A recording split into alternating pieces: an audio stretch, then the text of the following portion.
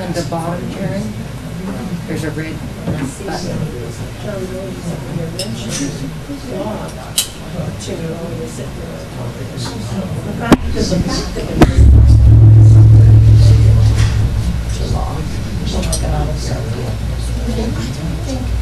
don't want to be an attorney's office, but If you think somebody, I don't know. yeah. I'm thinking like there's a motion. I call Yeah, see, people like, Turn that now on. for a few years while I was working on whatever degree I was on, I did little research. And that was $25 an hour. That was a decade ago.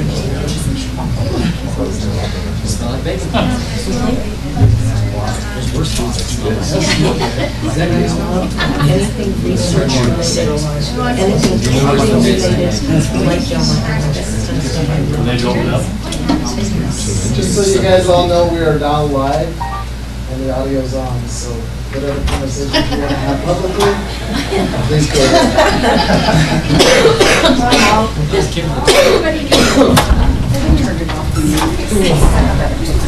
Are you done? And that just makes me want to cry.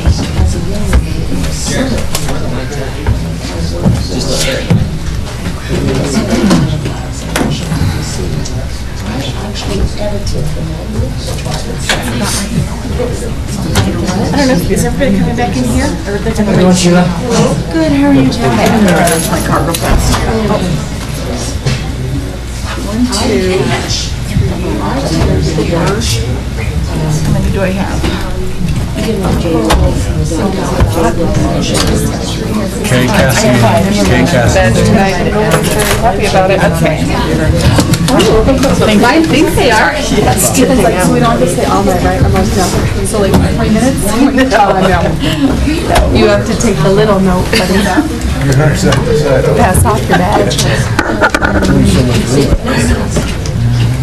Okay, we have a quorum here. I will entertain a motion to come out of executive session and reconvene in open session. So moved. Second that motion. Any discussion? Who was that, Krista? Me.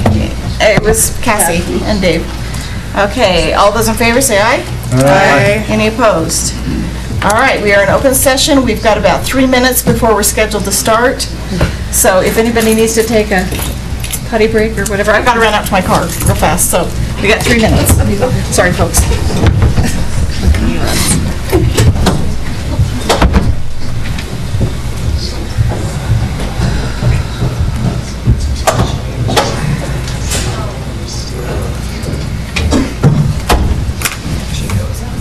So how's your brother doing? Doing better. Getting better every day? Yeah, my mom's birthday was on the 6th, and he surprised her and showed up. She walked in the house on his own power with a walker. A cane or what?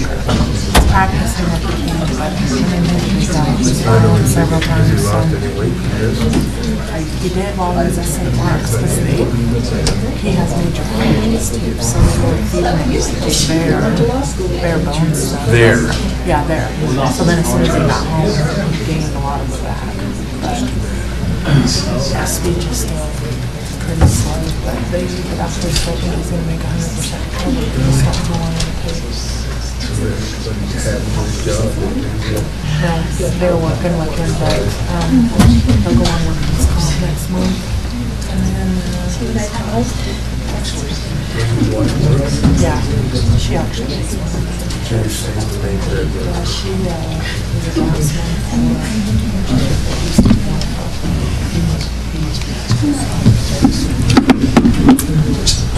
It's just, he's trying to be patient, but just like this is 43. Merry Christmas. And even out of this chair. The seat, they'll start with that. The CT. Okay.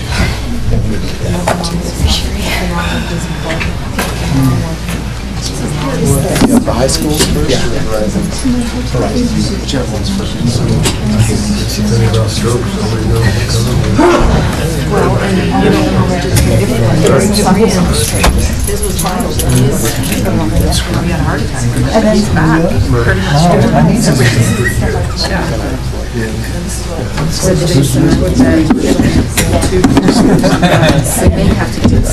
Just need to turn this one off. Yeah, that's why I put it in pencils, okay. Okay. It's always so loud when it's, you know, Well, boy, that's tough stroke. All you do is sit. All right. I lost a few.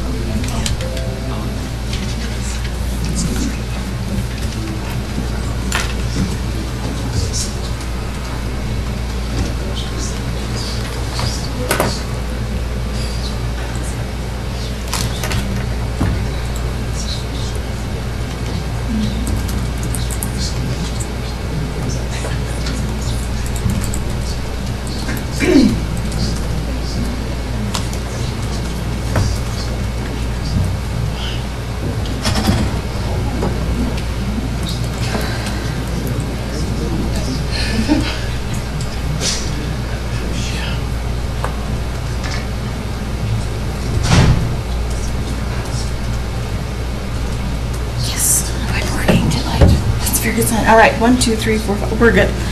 All right, thank you, everyone. Welcome to the school board meeting. Let's start with the Pledge of Allegiance. I pledge allegiance to the flag of the United States of America and to the republic for which it stands, one nation, under God, indivisible, with liberty and justice for all. All right. So, first item is to approve tonight's agenda. Do I have a motion to approve tonight's agenda? Madam Chair, I move that we approve tonight's agenda as presented. Second. A second by Cassie. Any discussion on the motion? All right, all those in favor say aye. Aye. Aye. Any opposed? None. Fantastic. Next is the consent agenda items, and we have 3 items. The minutes from last month, February 26th, the financial summaries and warrants or checks, and then the service contract for fiscal year 2018-19. Do we have a motion to approve the consent agenda? Madam Chair, I'll make that motion. Okay, a motion by Kay, Second that motion. second by David. Any discussion on the motion? All right, all those in favor say aye. Aye. Any opposed? Okay, it is approved. The discussion Madam Chair? items. Oh, yes. Oh, we have a policy consent agenda. Yeah, we should have the audit engagement approval too. That was, I think that was the service contract, isn't it? Is that the item? Yes. The audit engagement was the presentation by Mr. Right, Williams. it was that, and that's weird, Board Docs doesn't have that as a... The audit engagement, yeah, this is very strange on my Board Docs. Sorry, Ryan. That's okay. Oh, I know why. I'm looking at the wrong thing. Yeah, so the audit engagement was part of the consent agenda. That was the service agreement that, John presented. yeah, that John presented for the, whatever the name of that firm is. Yes, thank you. Sorry about that. That was last week, last time. Yes, Right. yes. So we do need to approve that. Okay, yes. So do we have a motion to approve the audit engagement? Madam Chair, I make that motion. Second that motion. Second by Dave. Any discussion? All those in favor say aye. Aye. Any opposed? Okay. And I had the date of the minutes wrong. It was March 5th, not February 26th. Sorry, I was looking at the wrong thing, but anyway, we're good. Okay, we're down to discussion items. The first one is a presentation by Horizon High School, Career Tech Education. Come on down. Is this right? So, good evening, board members, boardroom. I'm proud to what I wanted to do was introduce you to our new CTE staff. Some of them are new this year to the positions or started last year.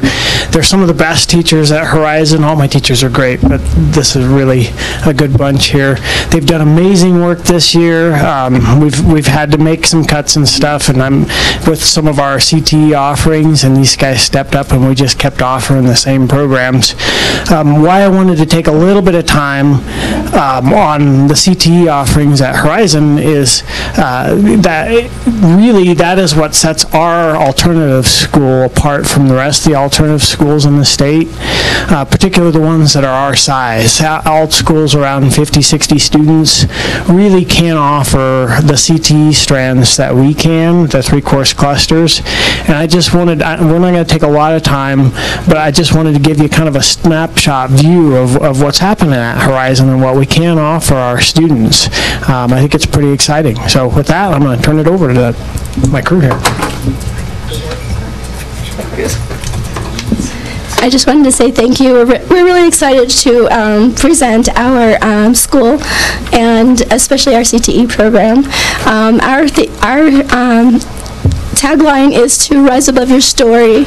Our students get the opportunity to leave their story at the door and rise above that story and in a safe environment and actually learn. And so we care about each one of our students. America's future workforce learns by doing. Give pupils something to, I'm sorry, I have a cold. Give pupils something to do, not something to learn, and in the doing, the learning naturally results by John Dewey. Okay. According to the College and Career Readiness Indicator, there are several ways you can reach that indicator as far as showing that the students are ready for college or career. Our students generally don't hit the top ones, which are the Hathaway and the ACT over 17. But we have the opportunity to still reach the career indicators through our NOCTI certifications. So we have pathway concentrators in each one of these sections, and we're going to highlight each one of those sections. And then also through their senior year, they have the opportunity to get an internship and or volunteer work. And so that puts us on the map of the college and career readiness. So I'll go ahead and, that's yours. Oh, we have one more. So these are our students that have been NOCTI certified. Miranda Burns and Xavier got certified last year, and Val got certified this year. Okay. So this is the Culinary Arts program that we offer at Horizon. It's through ProStart, which is the National Restaurant Association. Culinary Arts 1 gives a history of food service, teaches them safety in the kitchen, hygiene, cleanliness, serve safe, that kind of stuff, all the different equipment that is used and the methods of different cooking, and then also offers some career exploration. Culinary 2 has more of an in-depth introduction into management, marketing, cost control.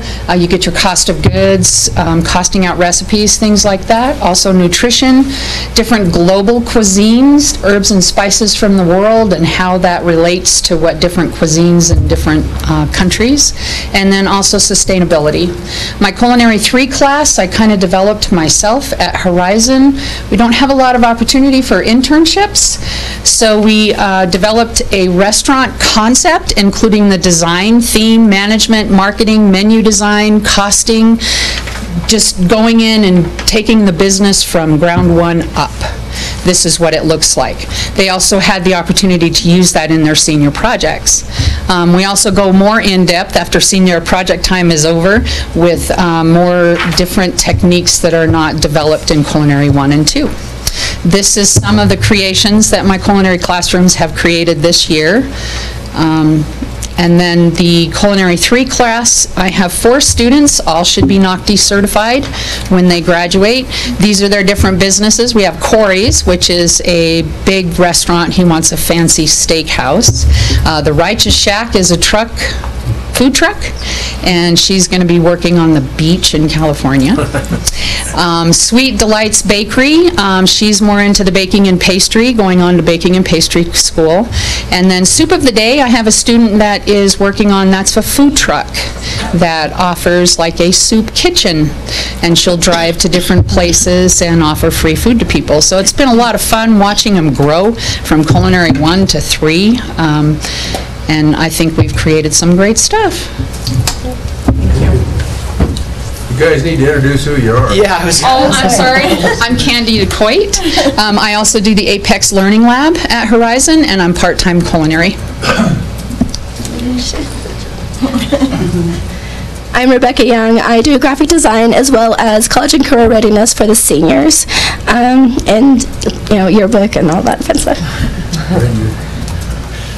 Casey Ingersoll, I do the fundamentals of construction, and the 3 classes that I do, we just call them 1, 2, and 3. Fundamentals 1, I focus a lot on like more rougher, unfinished products. Another way to think about it is like stuff you might see outside. So sawhorses, birdhouses, we built an Adirondack chair as kind of our big sort of culminating project at the end. So that's our first introductory class. A lot of just real basic hand tools, saws, cutting, lots of stuff like that. Fundamentals 2 is sort of the next level class. In a way, I kind of think about it as finished products, things you might find inside your house. So we do cutting boards, bread boxes, step stools. We did an entryway organizer. So things that you find on the inside of the house. And just a little bit different technique. We do planing and joining and just some different fastening. Instead of the rougher stuff, it's more finished look. And then our level 3 class, they have all kind of the basics, and I try to turn them loose on their personal products or personal projects, whatever they want to do. So we have a shed going on right now. We've had a kid, he built the big Adirondack chair. Right now he's building a mini Adirondack chair for his little sister. So just some fun projects that they'll ask me a lot, well, can I do this, can I do this? Yeah, stick with us in level 3, you can do that. So that's kind of how I lay it out. These are all some of the skills and tools that we go over. Big thing on safety. Sometimes they scare me in there, but you got to let them use it, otherwise they'll never learn. So we spend a lot of time on safety. But then portable power tools, stationary power tools, different types of lumber, cutting, clamping, drilling, screwing, all the stuff that basically get them a decent entry-level job in the constructing industry. So, and I think we got some pictures here maybe. These are the high school kids. There's really like kind of 3 steps to a project. There's the cutting out, there's the assembly, and then there's like the finish work. So that's all the assembly and cutting right there. This here you see, this is the finished product or the finished work. Staining polyurethane on the end to kind of make it look in. And then this is the middle school class. We offer this class both high school and middle school, so a good variety. And then same thing, these kids are sort of on the assembly stage, marking and cutting. You got the kids sanding there. And then here's some of their finished products. Bookcase in the middle, the 2 Adirondack chairs, and then that was kind of his little end of project or end of quarter project. He wanted to build a coat rack and he actually ended up donating that to a preschool here in town that needed a place for the kids to hang their coats. So, It's a cool good paper. class, yeah. Thank So, you. yeah. Casey's also our PE health Jared Lundholm, I do the information technology classes for Horizon, and then I also work in the technology department for the district. So again, it's the 1, 2, 3 course cluster, and the first one, it's really the fundamental stuff. So because it's information technology, it's not just computer science, all that does fold into it. So a lot of the students will be doing a lot of basic stuff in the first one. So they'll learn how to install and remove software properly from a computer. Network connectivity, their phone isn't connecting to the Wi-Fi, some basic troubleshooting steps. Basic security prevention, some things like that they can learn. A little bit, we dive into a little bit of computer science with web and game design, and some just basic maintenance on computers. In the second class, we do kind of the CompTIA 901. It's an A+. It's kind of a introductory certification that people can get when they go into the information technology field. And so we'll start learning about really maintaining, repairing desktops and repairing phones, tablets, really go into the network troubleshooting, not just in the basic stuff, but actually learning how the networking works together, how the switches, routers, and everything all come together, virtualization, cloud computing, a lot of these things that they would learn if they went into the field. We also started exploring a little bit into C++ programming using a little Arduino microcontroller. So this isn't just typing code on a computer and making a website or a game. It's actually hands-on stuff, and I think I've got some pictures of it. But they're actually, well, you don't have to. Yeah, we'll show them to you in a minute. But it's actually hands-on programming, so they're programming it to do something, turn lights on and off, open doors, physical stuff. And the third level, it's a second area of A+. They're learning about operating systems, how they work, how to install them, physical security, virus and malware remover, cybersecurity basics, software troubleshooting, kind of change management. You just can't go in and restart a switch in the middle of the day. There's procedures that have to be followed so that the school isn't, or the business isn't down for a few minutes. Disaster prevention, backup recovery, things like that. And then we also go into some computer science stuff at the level 3 with some Python programming language and the Raspberry Pis. I don't know if you're familiar with those, but they're a little more, they're kind of like the Arduinos, but they're more capable. So go ahead and move it forward. So here's a picture of just a student who has pulled a computer apart, all the basic components. Here's the, go back a couple. One more. Okay, so here's the Arduino microcontroller. So they've got a breadboard. They're programming the Arduino to turn these different lights on, and then they've got the LEDs and wires to the board. And then if you'll go ahead and go forward one more. This is the same thing, but they're taking that circuit that they made on the breadboard, and they're actually learning how to solder that as a circuit. So they're taking it to the next step. So when they finish that, they'll have the wires of LEDs, buttons, and things on it. Go ahead. This is a way they're organizing their code. It's called versioning, basically. So when you go and make changes in your code, and if you mess something up, with versioning control, it's really easy to just say restore the last version, and then you can show the differences between your code. So this is a tool that they use in the actual industry that coders would use. So they're actually using real live programs. This company was kind enough to let me have 15 licenses of this software for free. Normally it's $500 a license, so they're learning with industry tools. Go ahead. Oh, that's all I've got. Thank you.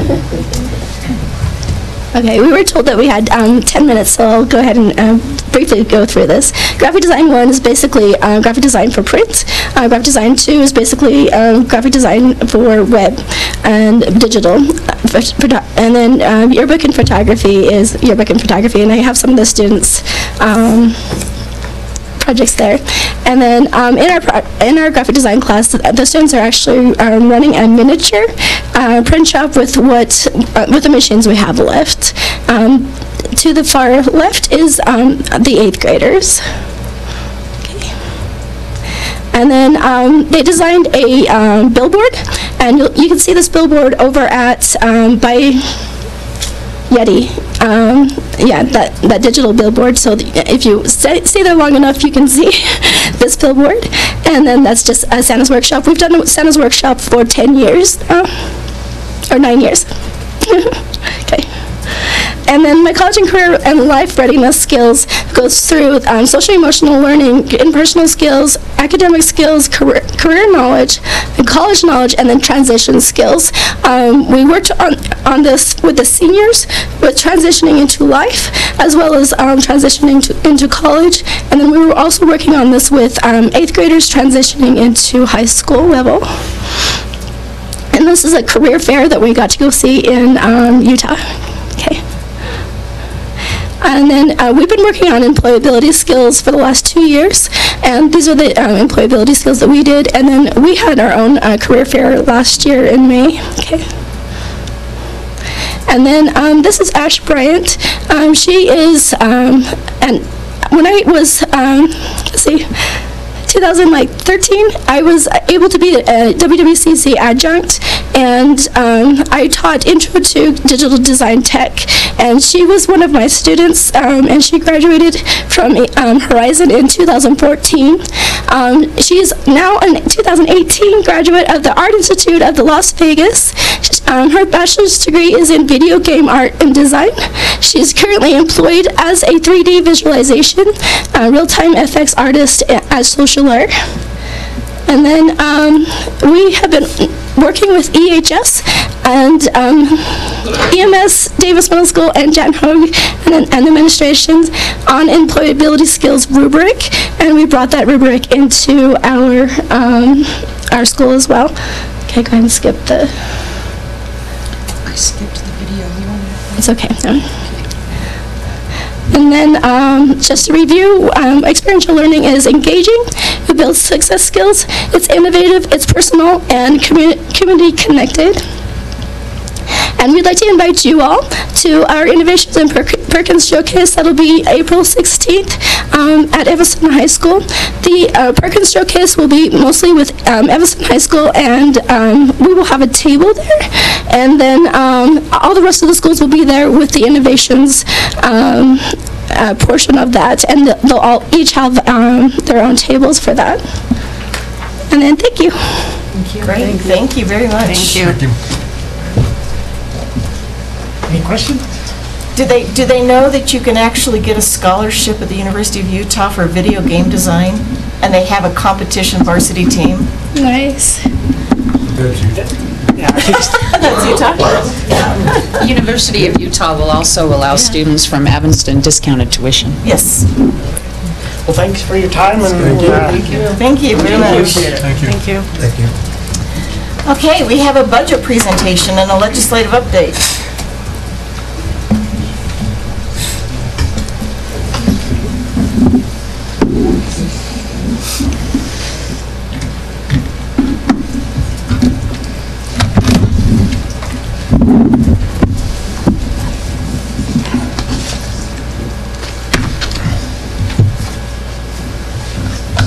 Yeah, I was going to say you're upside down. Yep, that's typical. Madam Chair, members of the board, I thought it would be pertinent to update you on where we are with the budget for our next school year. And I wish I could bring some hard facts and figures, but typically by now we've had the WD 100 presented, and we can actually show you exactly what our funding amounts will be. We don't anticipate the Wyoming Department of Ed's 100 until the end of April. So we're still in a holding pattern. I think what we've done as a district so far is everything we can do with estimated figures. The good news is that, I guess the good news for the district is we're in a better position we've been in at least 5 years. The better position deals with our enrollment. Our enrollment is up. It also deals with the Wyoming legislature this year did pass a few bills that will help us. They did pass a external cost adjustment, which is a cost of living adjustment of about 1.5%, and they did approve this 308 down here, which actually remodels how schools are funded. It is fairly complicated. Probably the best way to explain it is you can see that there's some additional adjustments for certain staff. That's the external cost adjustment. Also, we'll have a little bit better funding for our energy, and what it does is it's a positive cash flow this year. We've been in a negative cash flow for at least 6 years because of reductions in state funding and, most important, our enrollments. So this year we anticipate additional funds. If you just look at this K-12 school finance, I wish I could say it was going to be millions. I wish I could say it was going to be enough to do everything we want to do. It's not. 1.5% of an external cost adjustment, a step that we provide is roughly 2%. So it's not even enough to provide a step. You can see on the back of this page it talks about it's roughly $2.3 million, an estimated impact to the state. So of that, our percentage that we receive, that's the transportation. They've taken the cap off, which is good news, but our amount that we will receive isn't significant. I wish it was $2.3 million for every school district, but it's not. So we'll receive a positive cash flow, but to do with the things we need to do with staffing, salary increases, honoring our salary schedule, we'll still have to find some other areas to save. I guess the good news is we don't have to cut just to break even this year. We started in the positive, which is good. Hopefully, by our next board meeting, we can lay all that out. You'll see facts and figures and where we are with our staffing and enrollments. What I thought would be helpful is just to spend a little time and talk about how schools are funded. It is a complicated issue, and maybe explain why we can't move forward until we get more information. The document that I sent you, this document, is very, very good. It gives you some good information about what's happening in schools. And I'm going to start with this first chart, and can you guys see that? Nope. Nope. We have it on our computers, okay. But it's still hard to read. Okay, well, hopefully I can get a little bigger. Glasses and me all the way down. How's that? You can increase the size of your screen. Yeah, I'm going to get one of those magnifying glasses. Okay, All so I know is that Teton County gets more than us for about the same by student far. population. Okay, and that's part of the thing I'm going to explain. If you follow along with me, this is you went to 1. You can see we have 2,600 students. It talks about levels of funding, and it comes all the way to the end, and where you can see that we get $14,726 per student. This is before any of the add-ins. What I want to point out in this is if you do go back and look at Jackson's, not a good comparison. How come they're so much higher for about the same population? Well, and that's kind of what I'm trying to explain. Probably the best comparison is if you look at Sweetwater 2, which is about our same size, if I can find it. It's right there, 15,015. Sweetwater 2 is $15,000. The lowest in the state is Sheridan. And the second lowest, Sheridan is funded at $14,182. And we're funded at $14,000, as I showed you, $726. Per student. Per student. Any other state in the region would say, holy cow, we'll take it, especially when other states aren't even close to this. But what I'm going to try to show you is the difference. If you go back up to Sweetwater,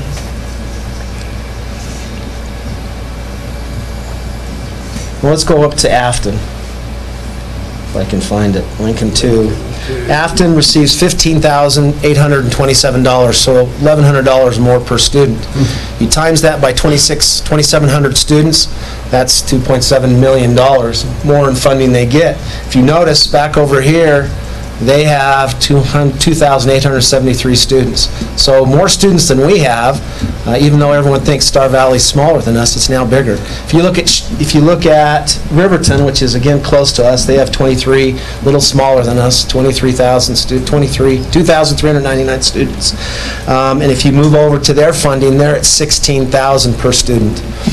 My point is there's not that much difference between us and Green River. There's not much difference between us and Star Valley, but the funding is significantly different.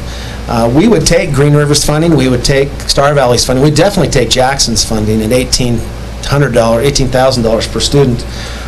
We receive significantly less. The only district in the state that receives less per student is Sheridan. This is Sheridan's second year for being on the bottom. It is our continuing being on the bottom. Before Sheridan, Rock Springs was on the bottom, we were second to the bottom. In the late 1980s, our district went and challenged the funding because we were the lowest funded school in the state.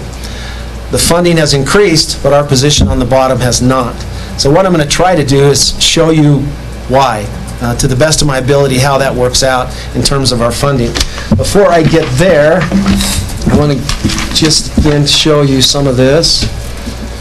So what this shows is over since 2015-16. What I want to show you is kind of how our funding has changed.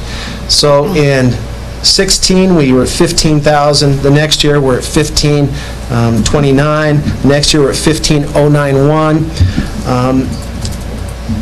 The biggest hit was 1819 when we went to 14,726, and this year we're at 14,838. That's actually a misnomer. I mean, if you look at this, you think, well, the funding hasn't changed that much. That's true, but what it doesn't show you is all the things they've taken away on top of that, or all the things they've taken away and added back into the block grant. So they did away with the instructional coaches. They didn't really do away with them, they just took the funding and inserted it back into the block grant and then reduced the amount of money received per student. So any way you look at it, we lost funding. I think they do that. I think they do that to hide the fact that educational funding in Wyoming has reduced over the last 5 years.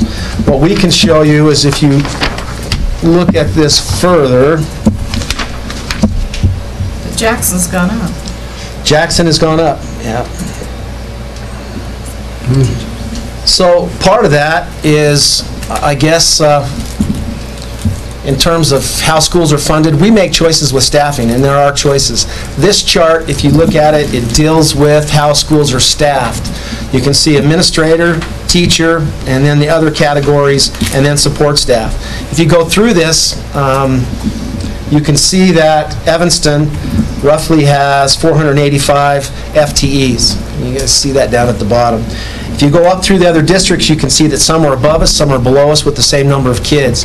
What it shows you is our budget is driven by our staffing. Our administrators for some districts are lower, for other districts it's higher. Our teachers, for some districts it's lower, and for other districts it's higher. For support staff, we're pretty high. We hire more support staff. I guess the point of that is we control our staffing. We control where our money goes. And right now, I think we compare well with other districts that are equally our same size. See if I can show you Sheridan. Sheridan 2. You can see that they roughly have 539 staff with roughly 1,000 more students. Makes sense they would have more. Their support staff is significantly less per ratio than ours. I'm not really advocating for anything, just showing you the facts with that. So continuing that, this is our student enrollment. We have balanced our budget because we've reduced through attrition for the last 6 years probably. You can see where our enrollments have been. 13-14, we're 2,800 students, down to now where we're just above 2,700 students. We've lost 124 students in those years. You look up there, Green River has lost more than we have, and so has Rock Springs. If you follow that across, this represents our FTEs for those years. In other words, our staff. And you take that, notice we've lost 26 staff members in those 5-year periods. But this is the part I want to point out, is through attrition, what we've been able to do is this is a ratio of students to teachers, students to staff. So we started at 5.7, and over the years we've reduced through attrition to 5.6. My point is as we declined in enrollment, we've also declined our number of staff, and we've kept the ratio of employees to students at a very comfortable rate. Again, that's determined by us. If you look at other districts, that ratio changes. Some are below us, some are above us. My point is staffing drives our budget, and it will always drive our budget. If we need funds, we reduce staff. And what we've been able to maintain is a very healthy ratio. Our student-to-teacher ratios are still excellent in our district. And I don't think that's something we want to sacrifice. So roughly our elementaries, K-5 are 18-1. Secondary, a little higher, and our high school is basically 28-1, right where the state sets it. Again, we can go below that or we can go above it based on our funding. 18-1 is a pretty good ratio for our elementary classrooms. We have some that are higher than that. Of course, that's what happens. You have 2 sections of kindergarten at Clark. If you have 40 enrollees, you're going to end up 20-1. We have 5 sections at UNM Meadows, so if you get 1 or 2 additional kids, it doesn't impact you like it does if 2 kindergarten students move into Clark. So we try to balance those ratios by adding and taking away. This year what we're looking at is probably a reduction at North and an addition at UNM Meadows. Best example I can give is they have 5 sections of kindergarten at UNM Meadows. That's roughly 95 kids. Those 95 kids moved to 4 sections of first grade. We wouldn't do that. To maintain the average, we'll move a teacher with us. We've already seen that we have 95 kids enrolled for kindergarten next year. So we have to add really to first grades where we're adding to keep the kindergarten the same. That's what we've done for ever in this district to maintain the class size and the ratios that we've done. I think this shows that we've cut when we could through attrition. Last year we cut 11 positions. This year we anticipate it's going to balance. We don't have 11 positions to cut anymore. The good news is our students are increased by about 70, I think, is what we looked at today. So that's really good news. You take 70 times $15,000 per student, that's a significant increase. So that is kind of where we are funding in a nutshell. Lot there. I guess the point is anytime we look at a budget, we base our budget on data. We don't just cut or slash or change where we think we can. We do it based on data. We keep our numbers very consistent. We try to keep the numbers from school to school as consistent as possible. It's harder at a smaller school to maintain the numbers because you don't have the flexibility. I gave you the example of Clark with this 2-section school. You get 2 kids to move in there, it impacts your numbers. You have 2 kids move into kindergarten at UNM Meadows, it doesn't really impact them the same. It's unfortunate. Clark should have been a 3-section school. We could have balanced out the size of UNM Meadows, but again, that was beyond any of your control and any of the district's control when that happened. Okay, I'm going to give you a very quick I guess, presentation about funding in Wyoming. I have one quick question, yeah. sorry. Are we looking at all at like the student, like the dynamics of the students? So I have a concern about my first grader at North going into second grade. Mm-hmm. They're gonna, they've already gone to 2 teachers in first, which I think those teachers are struggling because we have a lot of behavioral issues, a lot of kids who are behind, and they're going to get pushed right into second grade with the same issues. So, and I've been down there kind of talking with them a little bit, and I think the teachers are concerned, and I'm just wondering, like, are we looking at that too as opposed to just numbers?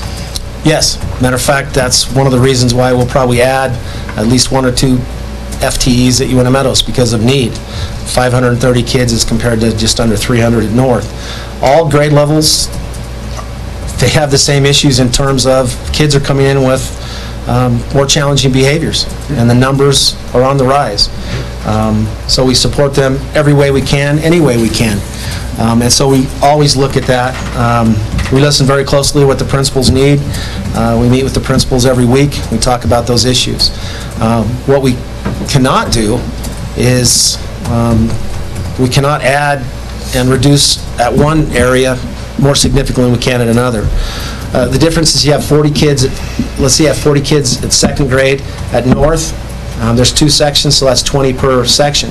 The next grade level may have 16 per section. It's just kind of the luck of the draw as you flow through that. If you added another teacher to that 40 kids, the numbers offset unequally. And so we try to look at that very closely. What we do to maintain that is second grade at North, if they're above the 18, we close that grade level. And anyone who comes in new has to go to a school that has less numbers. This year we were fortunate. All our schools are below that. We haven't had the issues. We don't transport kids. If we say you can't attend your attendance area school, we provide transportation. And it is complex to do that, but we do that to keep the numbers consistent at every school. So one of the first things we'll do when we actually see bodies in seats the very first day of school, that's when we'll look and see where we are with numbers, and if we have to close a section, we communicate that to the principal. When a student comes in, they come to the district office to enroll instead of the school. That's the only way we can balance the sections. And it is true, as teachers, is some years you're going to get a low number of student-to-teacher ratio, but very hard kids. The next year you may get more kids, but you don't have the same issues. And I think that's the nature of public school nowadays, is we take all comers. Our expectation is that they all learn and grow, and they're on grade level by the time they graduate. So, yeah, we definitely keep that in consideration. We always listen to our principals for needs. If they have special needs, we work closely with our special ed department to provide those needs. Behavior, I wouldn't say it's any worse than it was when we had 520 kids at North. When I was the principal, we had serious behavior issues. We took action that I think helped and supported the teachers, but those actions alone weren't enough. Really, the only way we solved that is when we reduced from 520 kids at North down to a reasonable amount. And luck of the draw, some of those really hard kids got help outside of our system, which happens frequently through the courts, which we don't see it happening as much anymore. But that's another topic, another discussion. So hopefully I answered that. It is truly all about the kids, and we try to balance it. And what's hard is you go into one school where one class has 23 kids in the classroom, and you try to explain to them that why you have 23 and at North third grade they have 15. It truly is the luck of the draw and how we can balance it out. What we've done, and hopefully you've seen it, at Aspen, our fourth grade is very large. Well, we added a half-time teacher to bring those numbers and to be more consistent, and we'll always do that. They weren't just added because there were 25 kids in each classroom. They were tough kids, and so we have a half-time teacher. We may have to do that at Aspen again, depending on where we are with that. So we do look at it. I sent an email out to a principal and said, we're not making this decision based on finances. We'll make the decision based on need with the discussion of really everyone involved. So special ed, a director of elementary ed. And by the way, the reason why Joe and Doug aren't here is Joe is at a job fair in Missoula, and Doug is supporting his student in soccer. So In the snow. in the snow. So I'm going to give you, this is by far the best I've ever seen from Wyoming Department of Ed and LSO to explain how schools are funded. It's very complex, and if you get it after my few minutes of talking about it, well done. I'm telling you, it's hard to understand, and sometimes it just doesn't make sense, which I guess makes sense when you talk about legislation. This wasn't in the packet, right? This was not in our board docs. It was not in your packet. Okay. I will add it. This is educational funding. If you notice, there's three components: base resources, foundation guarantee, and supplemental funding for my pointer. So base resources are school resources, district resources equal base resources. I like local resources instead of base resources. They don't use base resources all the time. It should be local resources. The foundation guarantee is probably the most complex, and I know you've heard of them before. So when you look at this, you're talking about base resources times the regional cost adjustment, which should be a cost of living increase. This year it's 1.5%. Excuse me, the regional cost adjustment deals with cost of living. So that's one reason why Jackson is funded much higher than we are, is because they determined that the cost of living, or this adjustment, is more. It's based on this idea of 100, and so you go through these calculations. We sit at 93. Jackson sits at 140. So 154, thank you. I was going to say they're over 150, yeah. I knew that. The scary thing is there's been a debate in the Senate that, I guess in the whole legislature, that those that are less than 100 will pay back to the state. So we'd be penalized for having a different regional cost adjustment. Right now they leave us harmless at 100%. So that is a huge adjustment. And you can see that, and I think I'll show you, matter of fact, I may have missed that.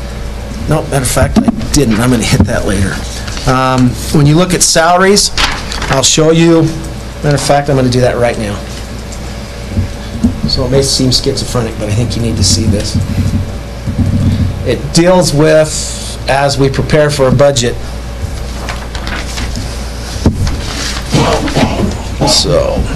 So I'm just going to point it out. Here's Uinta 1. You can see for the 17-18 school year, our base salary is $44,900. We gave a step of $750 and a horizontal advancement of $750 if they qualified.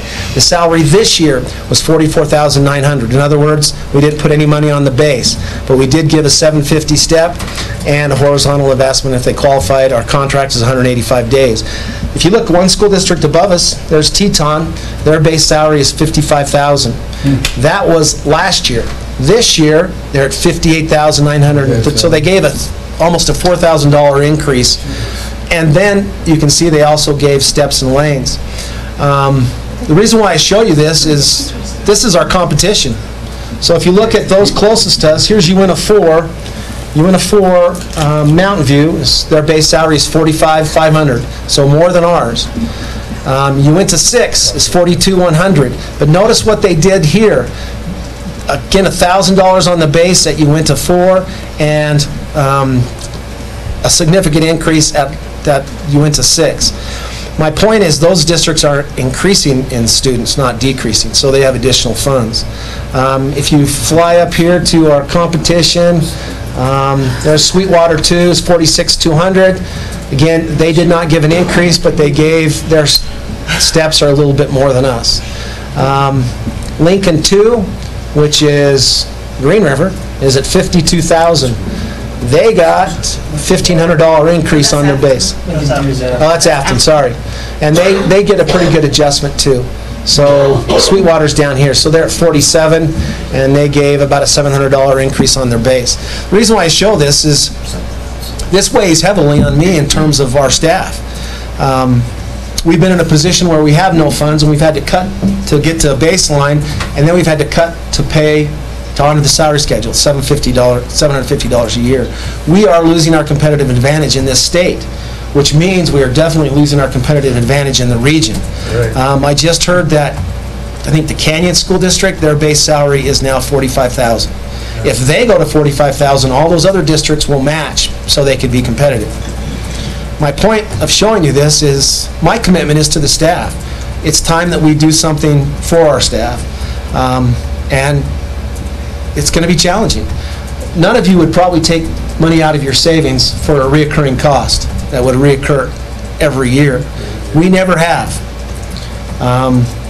But it's time, I think, that we look at the opportunity to support our staff, which would be certified support and administration, and possibly, if we have to, take it out of carryover. It's a risk that next year is the budget session. We cannot be the only ones screaming for funding. And it's critical if we want to keep the best teachers, our salary has to increase. Right now, if you take that salary at $44,900, it sits about 35th in the state. If you add our benefit package, it goes up to $19,000. So our benefits still are a bumper. If you look at our BA plus 45, which most districts don't have, with our benefits, you go up to the top 10. So we're still providing a competitive salary, but for A1, new teachers, we're not competitive any longer. For our teachers at the bottom of the salary schedule, as long as they're BA 45 and have 30 years experience and they get the district benefits, they're still competitive. But we need to look kind of at all our staffing. So I do this more than anything else to prime the pump as we have discussions about salaries. It weighs heavily that we freeze our base again. This would be the 4th year. We are falling further and further behind our competition. In the changes in the 308, any wizardry guesses, John, Ryan, on how that may change what we get per pupil? Well, you saw what the estimate is. Yeah. The 14.7. I didn't show you with all the reimbursements, but I'll explain that in this. So we know roughly where we are. They've been pretty good at estimates. So we know we'll probably be around the 14.7 without any reimbursements. And with the add-ins, we'll probably be, 15.3? But those add-ins are the same for every district. So all we're doing is, it's a little more funding. So, as I mentioned before, our funding will be more than it was last year, positive flow, but not enough. Just kind of ballpark, a step is about $336,000. That's a step for every one of our employees. When John budgets, and we budget in preparation, every every staff member, where they are and what they'll be, we're not in the positive if we give a step. If you add to the base, if you add let me make sure I get this right. If you add $2,225 to the base, and why that's significant, I'd have to explain it in a little more detail. That's roughly $1.2 million. That's $2,000 to the base with a step would be $1.5 million. So that's the question that you're going to have to answer is, would you rather have a bump in the base or have those that are currently working get a step? Because it may come down to that. Yes. The other part that and why we're hesitant to really show you any figures is because what's unknown is our insurance renewal. We'll find that out in the next couple weeks. We've always worked with our staff. Typically, we've negotiated. The employees pay some, the district pays some. The last couple of years, you guys are aware that the district didn't have any to pay, so benefits were changed. We still have great benefits, but if we get a 10% increase, that's a significant change. So we'll wait and see where we are with that. 10%, why I throw that out is that's about 2% under the going rate for renewals. So anyway. So I have one other thing, sorry. Okay. And I know this is a touchy subject with everyone, but I think our community wants to know. And if we're comparing, like, say, Jackson and Evanston, about the same student population, they have 25 more teachers than us and 4 less administrators than us. You know, that's a big chunk of money too. Where's the difference there, I guess? If you look, they also have less support staff. The other part of that is the 21 that you see on that sheet is wrong. I showed that to you before. We have finally confirmed with the state it should be 18. We have 18 administrators. Why they figure 21? We've got into that a little bit. There are individuals that are not administrators that are included in that count based on how they're seen by the state, but they're not administrators. And so the actual number is 18. They've already told us they're not going to change the number in this chart, but the actual number is 18. So what positions are they counting that aren't administrators? Do you know? One of them is, what's that position? That is... It's paid through the general fund. She's working with attendance and...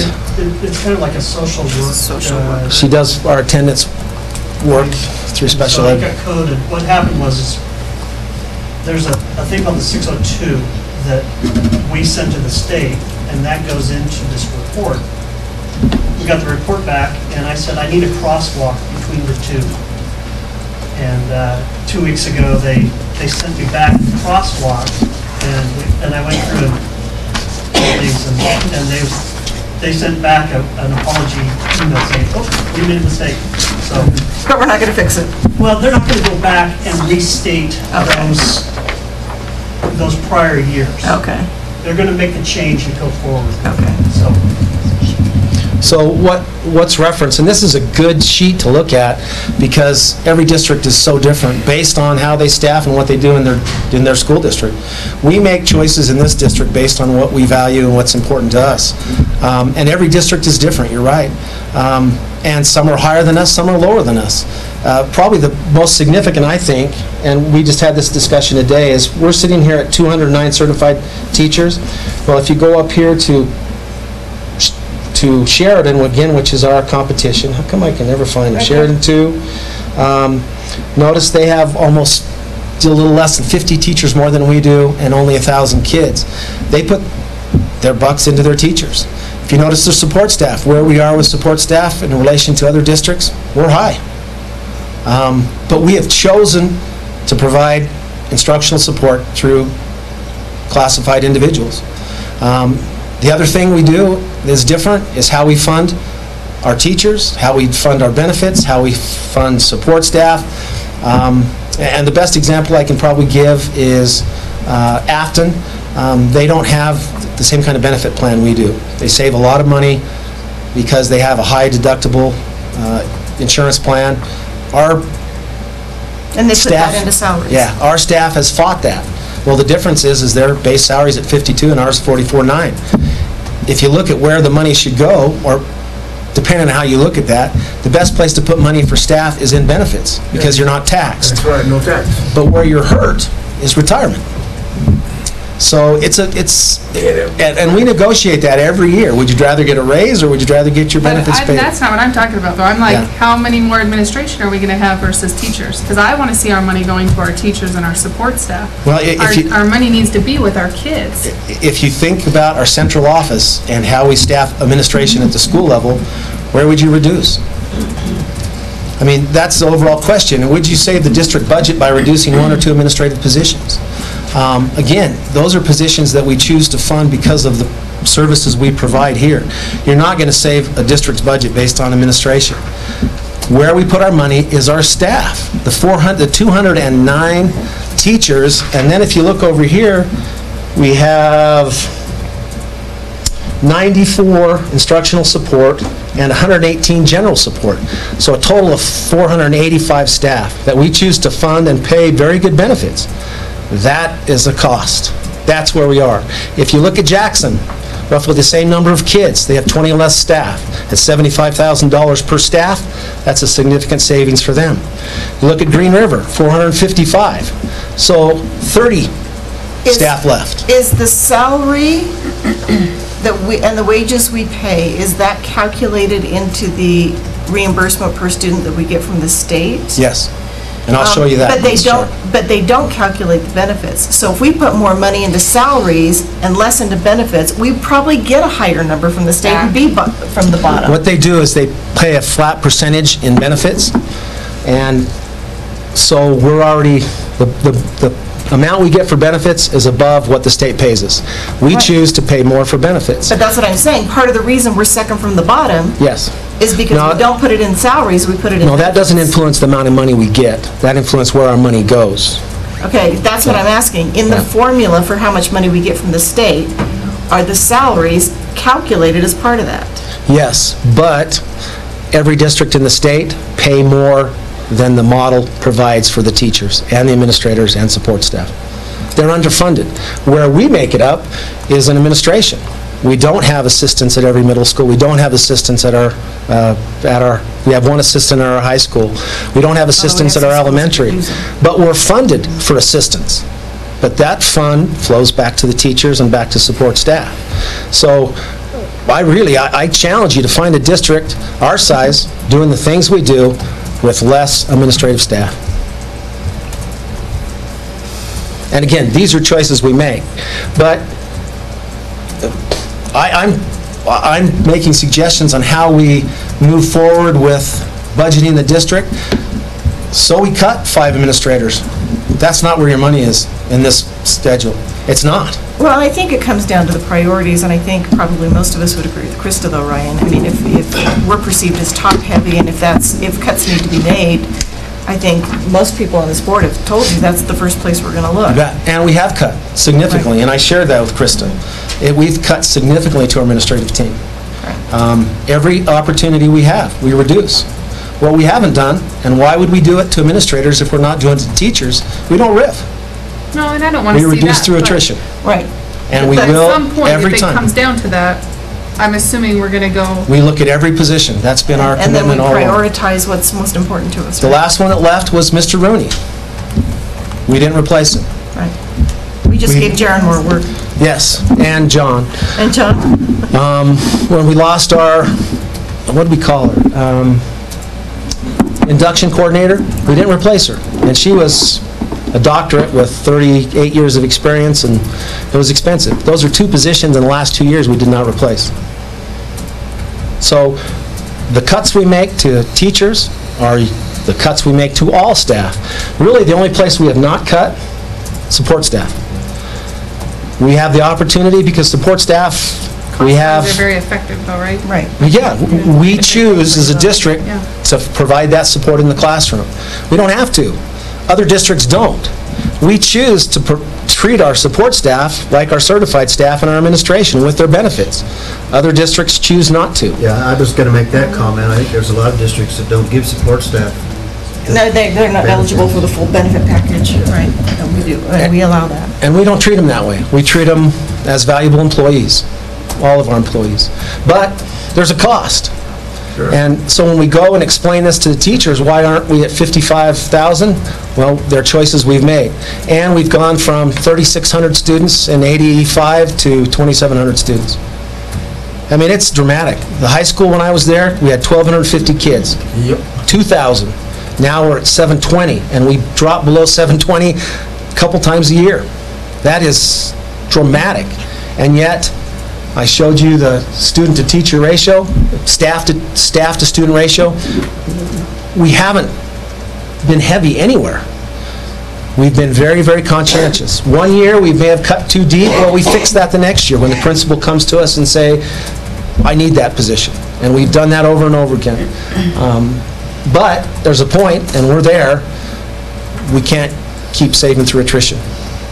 Some positions we will, and you'll see this year, we think there are 2 positions that we won't replace. I already mentioned, one's really a no-brainer. We won't replace that position. That flows into our staffing amounts. So, again, and I guess I have to say this, I know I'm an administrator, so I may sound biased. We are not top-heavy. If you look at universally in this district over time, we are not top-heavy. If you look at districts our size, we're not. We're very, very efficient. Is there possibilities of reduction? Yeah. And when we get those options, we'll present them to you and we'll probably make those choices. But until we're in dire straits, we're probably not going to riff. That's what it would take. We've reassigned till the cows come home, and you guys have been part of that to try to make this work. And some schools, it's hurt them. UN Meadows is the perfect example. They had an assistant principal at one time. We reduced that. That was one FTE that we could have taken. And they could use that with 500 kids in that school. So we provide support in other ways. But that's the reality of where we are with administration. When I was at the high school with 1,250 students, we had 2 assistants and a dean of students. We have 1 assistant and a part-time, basically, dean of students now at the high school. With the discipline we're facing at the high school, they could use another full-time administrator. But they know that funds are tight. So we'll do what we can to meet their needs as they approach us with those needs. I appreciate our principals. They're very open, and I think they feel open. They can come to us and say, here's a need. And I don't turn them away by saying we can't fund it. I said, let's work the situation. Can we shift people? Can we look at our support staff? Can we do different things? And that's what we'll do. At some point, we have to make these decisions. Will we provide the level of instructional support through our classified staff, or is that where we reduce first? Far away from the classroom as you can get. Again, there's 18 administrators and over 250 support staff. Where am I seeing? So 118, just 200 support staff. And that's FTEs, so they're actually more bodies because we have part-time. And so how that works is if you're a half-time employee, you only count as 0.5 FTE. This counts FTEs, not real bodies. So I'll keep going, and I'll be quicker now. This is really the part that you need to consider on where we are. You can see, I talked about the regional cost adjustment based on where you live. The external cost adjustment is inflation. This hold harmless, there's only 1 district in our state that is held harmless. It's worth about $260,000 for them. You can see that we don't meet that. And this is the reimbursements. This is really why you don't have numbers in front of you now, is we don't know what those reimbursements will be. Special education, transportation, and then the other payments, isolation, is not a significant amount. Isolation would be if we pay someone to transport their kids to a stop in town so we can pick them up by the bus because they're outside of distance. We'll actually pay them that rate, so it's an isolation pay. And we have several individuals that we pay for that. We're reimbursed for that. Does that make sense? Okay. This is, I think, very interesting. This is what 308 impacts. I've never seen this before from our state. This is actually where money comes to fund schools. The revenues deposited in the school foundation program. You heard they always talk about coffee cans. Well, these are the coffee cans. Through legislation, when times were good, is they set caps on these coffee cans. As soon as it hit the cap, money would flow into other cans that does not support schools. So we've lost billions of dollars as these funds have flowed into other coffee cans. 308 tries to add additional coffee cans to this. I wish I could tell you all how this goes together. How about we get a bigger coffee can? Well, and sooner or later, that's what's going to happen. It's usually a trash can. Yeah. So if you look at this, this is terms that you hear over and over again. This is our foundation guarantee. This is our local resources. If the guarantee is at 40 million and our local resources is at 41 million, we pay $1 million back to the state. If our local foundation is 40 million and we're at 20 million, the entitlement is 20 million from the state. Right now, we're about 50% of our local resources make up our entitlement. When I came to this district, we were a recapture district, and we were given millions of dollars back to the state because of our assessed valuation. At the time, it was around $895,000. And then in '85, that's worth probably $1.6 to $2 million now. Right now, we're at $285,000. So we are definitely an entitlement district. That's not a bad thing. It's just how we're funded. How this compensation works, you can see that this is where the teacher salaries come in. There's a state average, but there's a cap on that. So just because they're paying teachers at Jackson more money, it doesn't impact this because there's a cap. Every school district's above the cap. That's what really bugs our state legislatures. We set the cap for the model at 52. Our average salary is at 55. You're overpaying them. And we know that's not the case. To be competitive, that's what starting was 55. Yeah, now it's 58, almost 59. And so you can see that they add or subtract the variation. Well, from every district I'm aware of, they subtract the difference. So if you're supposed to get 40 million and you're paying out 45, you don't get that 5 million. So you get an adjusted district average. They add the regional cost adjustment, so you can see where Jackson, Afton, Teton go up. That equals your district salary. And then the benefits. Notice the benefits are only 21.10%. So it's a capped too.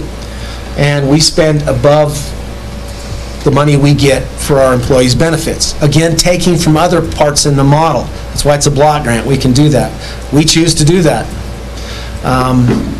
And that is the total district positions compensation. And the last one is they take the local resources with adjustment, external cost adjustment, the hold harmless, the reimbursement, and that's our guarantee.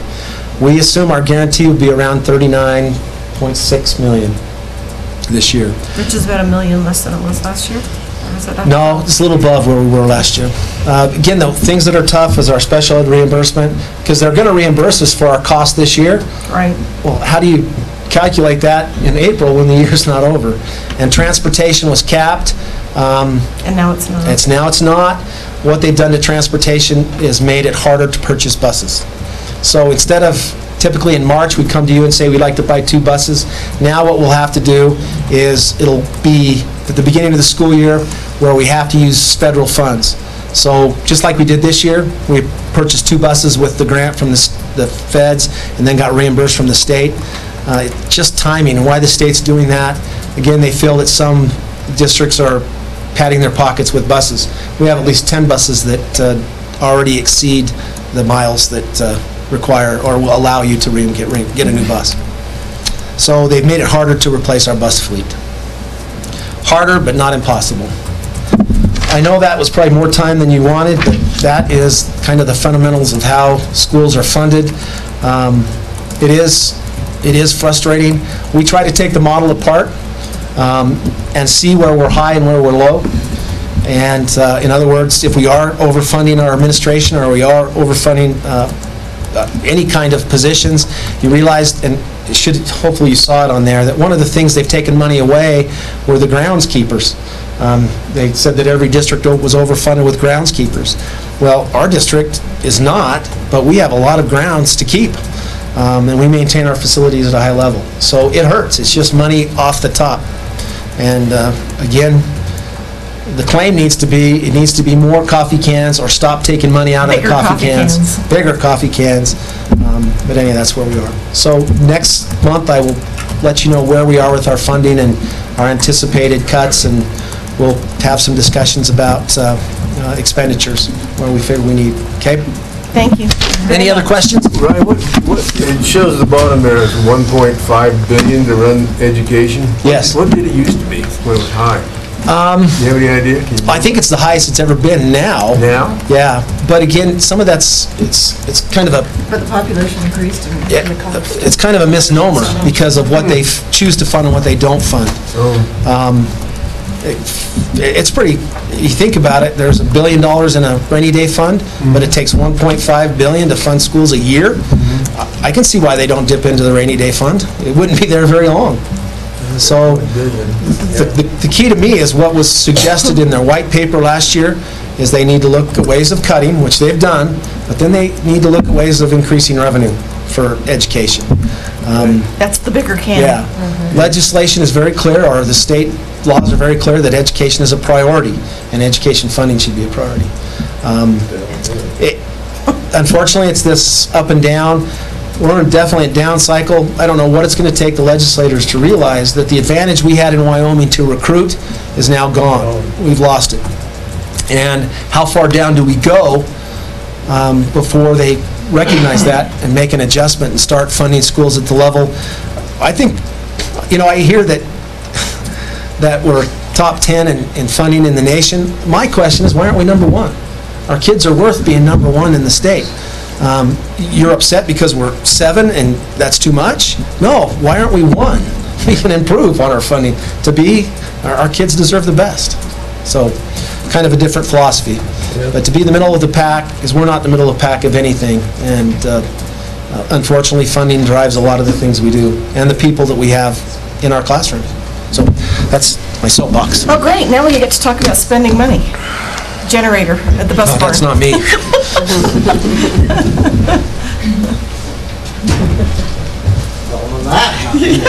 don't know that you should have followed like that. That was bad.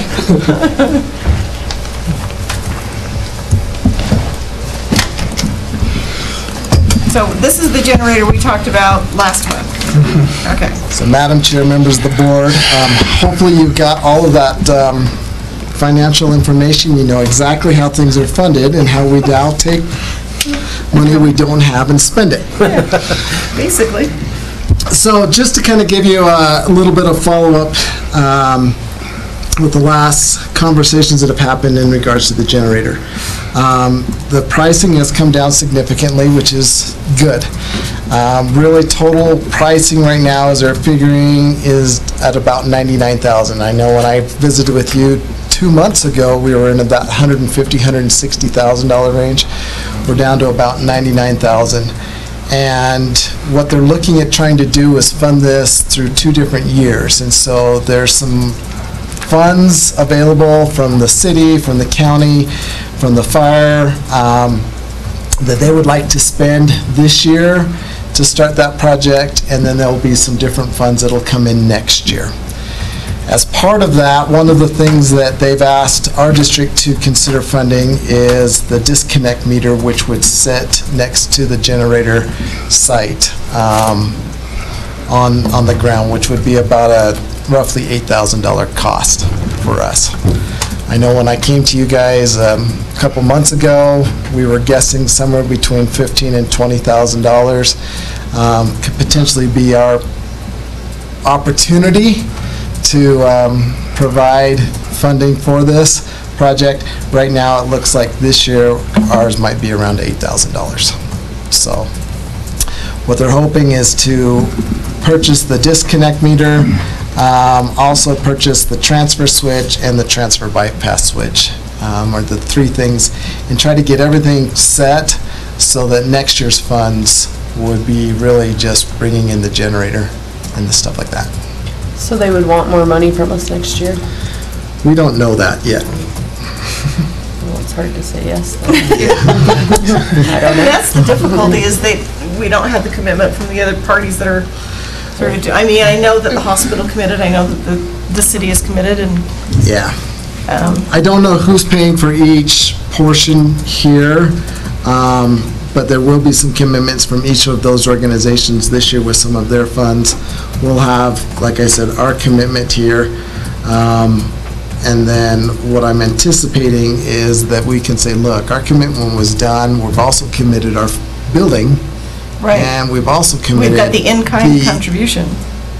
ongoing expense with that. And so that's how I would like to propose to them is we can make this, initial commitment here, but they also have to recognize, maybe we're not going to commit another 7,000, but 7,000 is going to be committed in year 10, year 15, year 20, because you've got to continue to maintain this equipment that now resides on our property. Well, I know this isn't on for decision tonight, but I think Tammy's right. I think it's difficult to say, yeah, let's do this, let's purchase some of it, when we don't know if we're going to, we're going to end up with this stuff that never That gets all of a used. sudden never, I've got a $7,000 disconnect meter sitting. Yeah, exactly. How do you go forward and can we return it?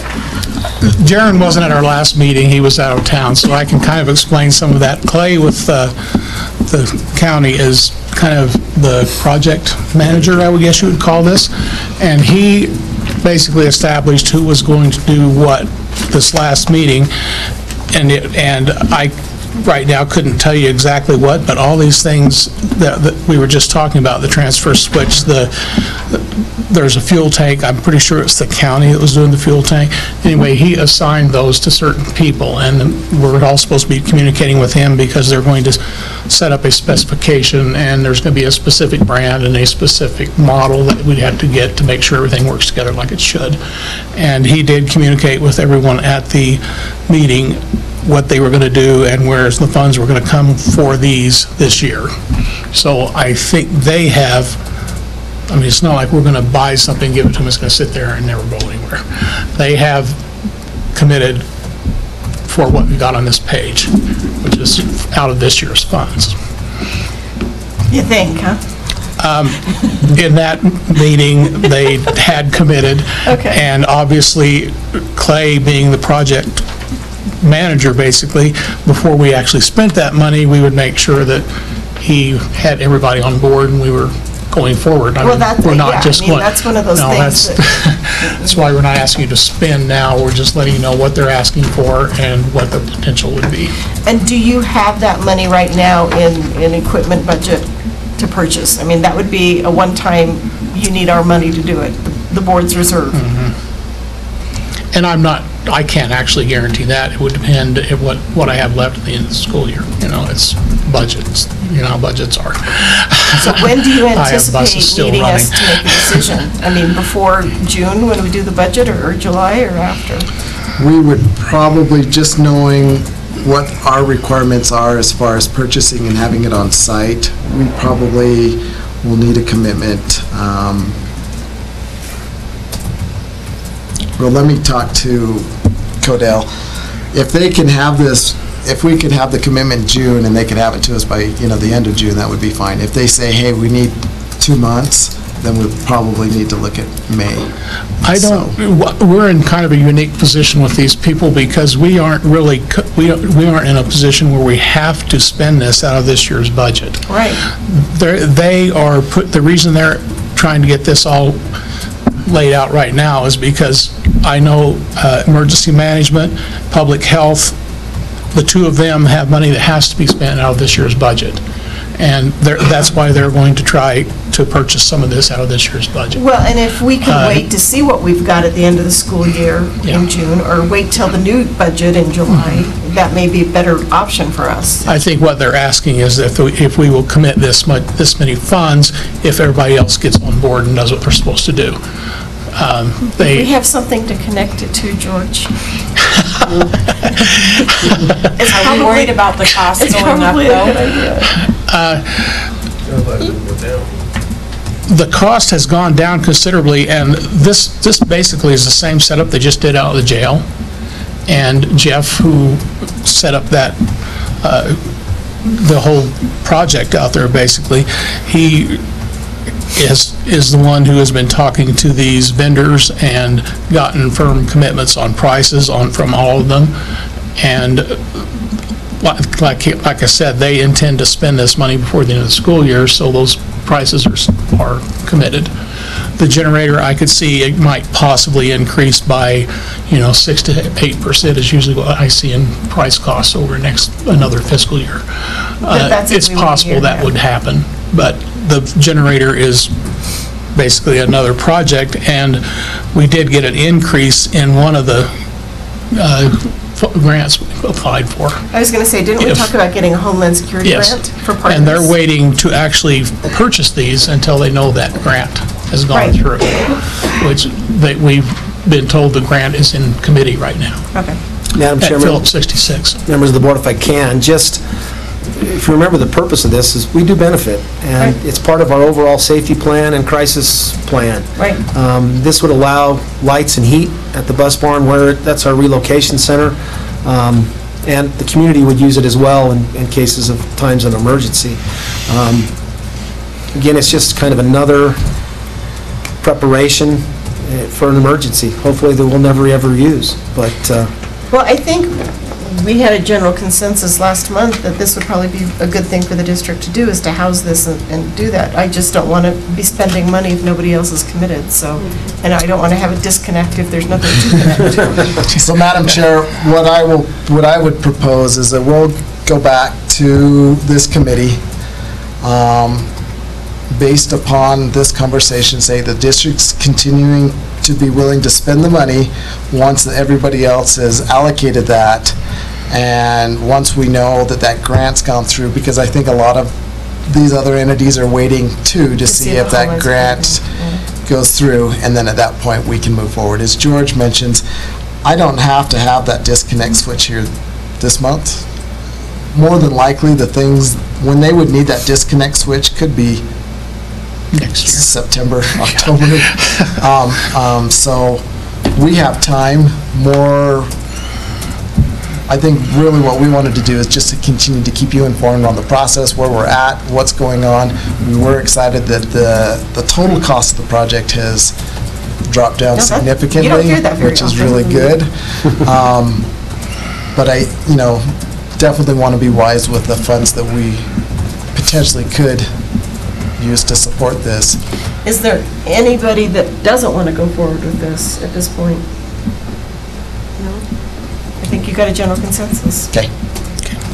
If you do have questions at any time, please feel free to let us know, and we'll be again. And timing's everything. I'll have Sherry put this again on the May, so that we'll just continue to give you information and say, hey, yeah, this is where we're going, or let's wait another month. Okay. Thank you. Thank you. Okay, and Terry wants to get more school lunch money.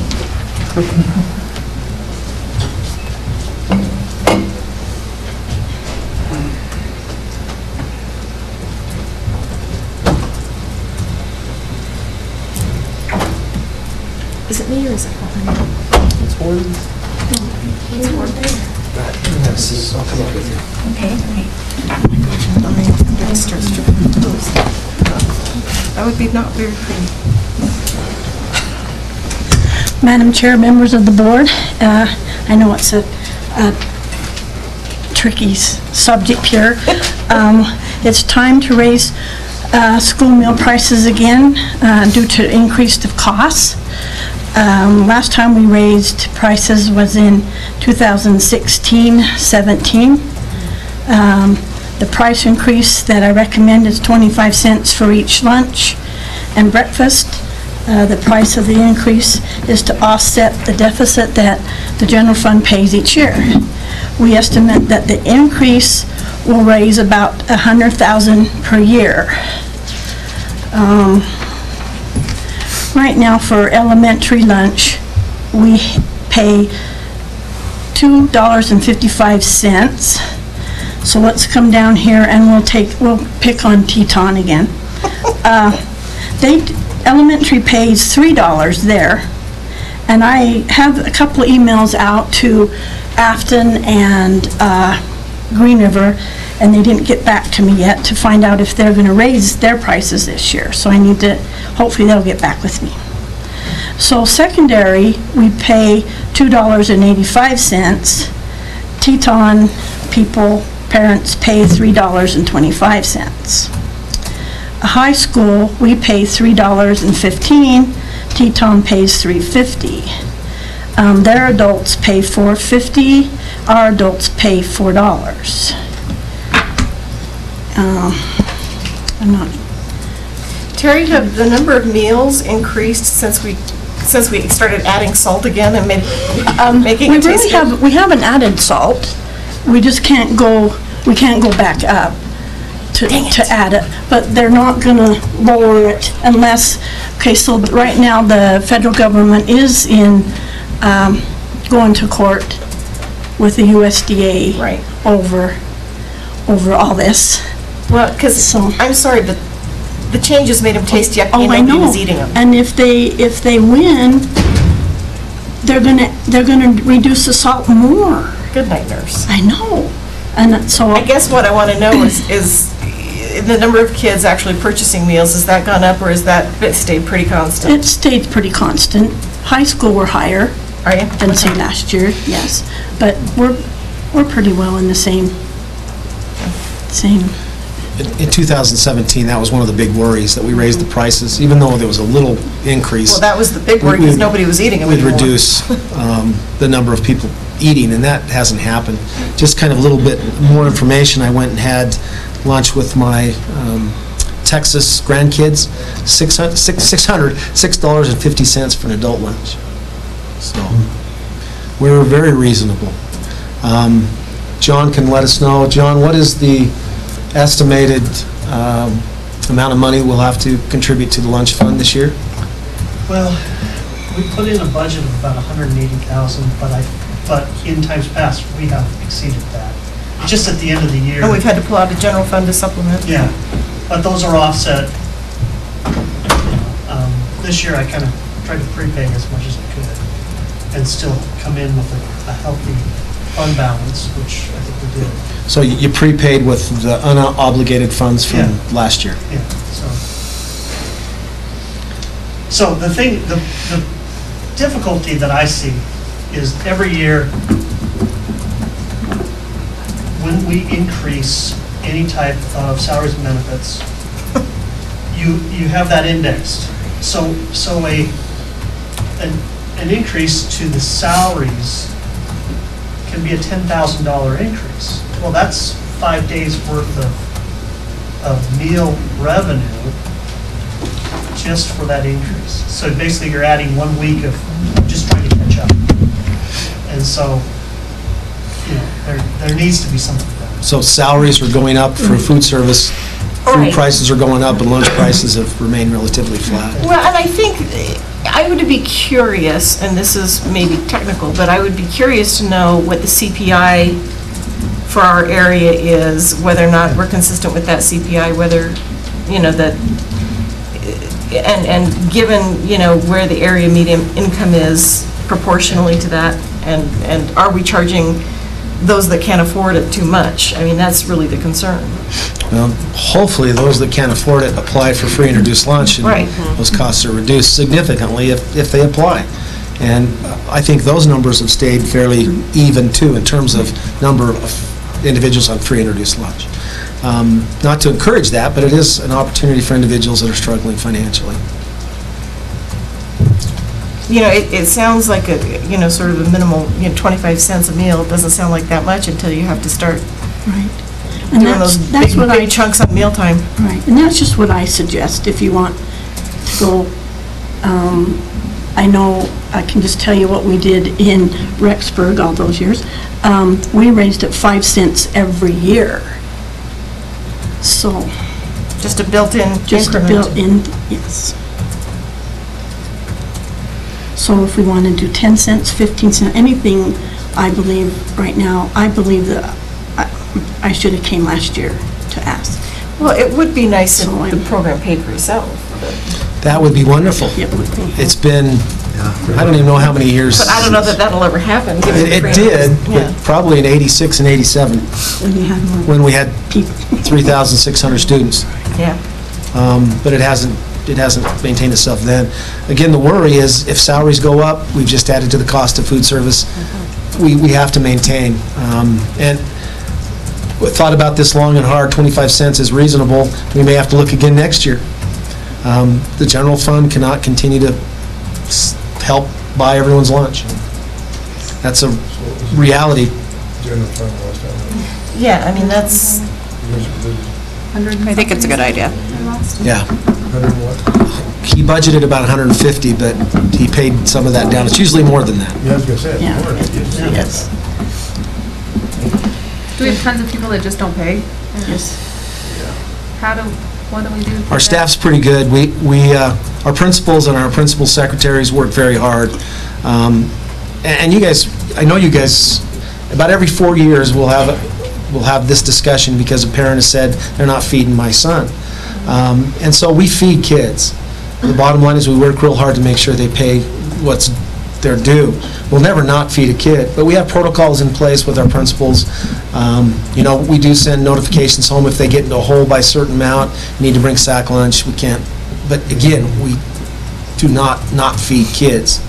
But it's hard. You'll have some, and really, I think it's a office staff commitment, because some offices never have any balance that's owed, and others, again, sometimes that's a challenging kids in those schools, but it's hard work, and it's that's a tough call for a secretary or a principal to make, that you owe $75, and $75 would be on the slight side.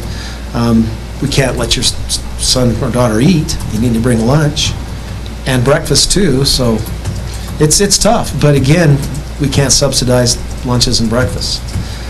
But we are humans, and we'll always err on the side of the student. any other questions? Some of us think Nope. we're All humans. right. I mean, again, this is on for discussion, not for decision Yes. tonight, so we'll mull and contemplate and, We'll have a recommendation for you. okay. Thank you. Thank you. Thank you, Terry. Thank you. Yeah, I was gonna say, withhold their grades, withhold their diploma. We did actually, huh? Okay, next on the agenda, I think is probably you, Mr. Thomas. Oh. It's policy EGAB for public records and copying and inspecting public records. Yeah, Madam Chair, members of the board, this is kind of a FYI for you more than anything else. Next month, we received notification from Wyoming school boards that the statute has changed regarding public information. We have a very good policy in place. The recommendations from Wyoming school boards is probably the most glaring. Number one is that you don't name an individual, you name a position. Well, Jaron Dennis is named in ours, and the thought behind that is people change, policies typically don't. So that'll be one change. The other thing is our policy, like I said, is well-written. It was written in 2016, but the new statute includes a timeline, which ours did not. Our timeline is within 3 days we'll respond back to the request, but we don't have when they'll get their amount. The state policy, Wyoming School Board's policy, also includes a very detailed definition of costs, what we can charge and how we can charge. They allow us to set those costs, but at least it gives us a guideline. And again, we're very reasonable as a district. If people request something, we don't charge a lot. The new policy actually puts a kind of an entitlement. If you're below that, we don't charge anything. If you're above it, then we start talking. We had significant requests for records that takes hours and hours of time to generate them. We had someone ask for all purchases for how many years? Yeah, it's the year 2017, so they wanted Everything that we purchased? everything, and then they wanted there was another one, comma, and all the visa records. And it was like, okay, and all the payroll records. So I had three monstrous things, and, you know, when it takes a week and a half to 2 weeks to just do one of those, and it just starts to charge. Yeah, I did include in your information our current policy. That was my question. This is the Yeah. current policy, Mhm. not the new proposed, Yep. because there are a couple things. So, number one, you know, the fees that we can charge are the actual cost that it Yes. takes to do that. So, you know, if we're, John's hourly rate times the number of hours it took him to compile that, that's fine.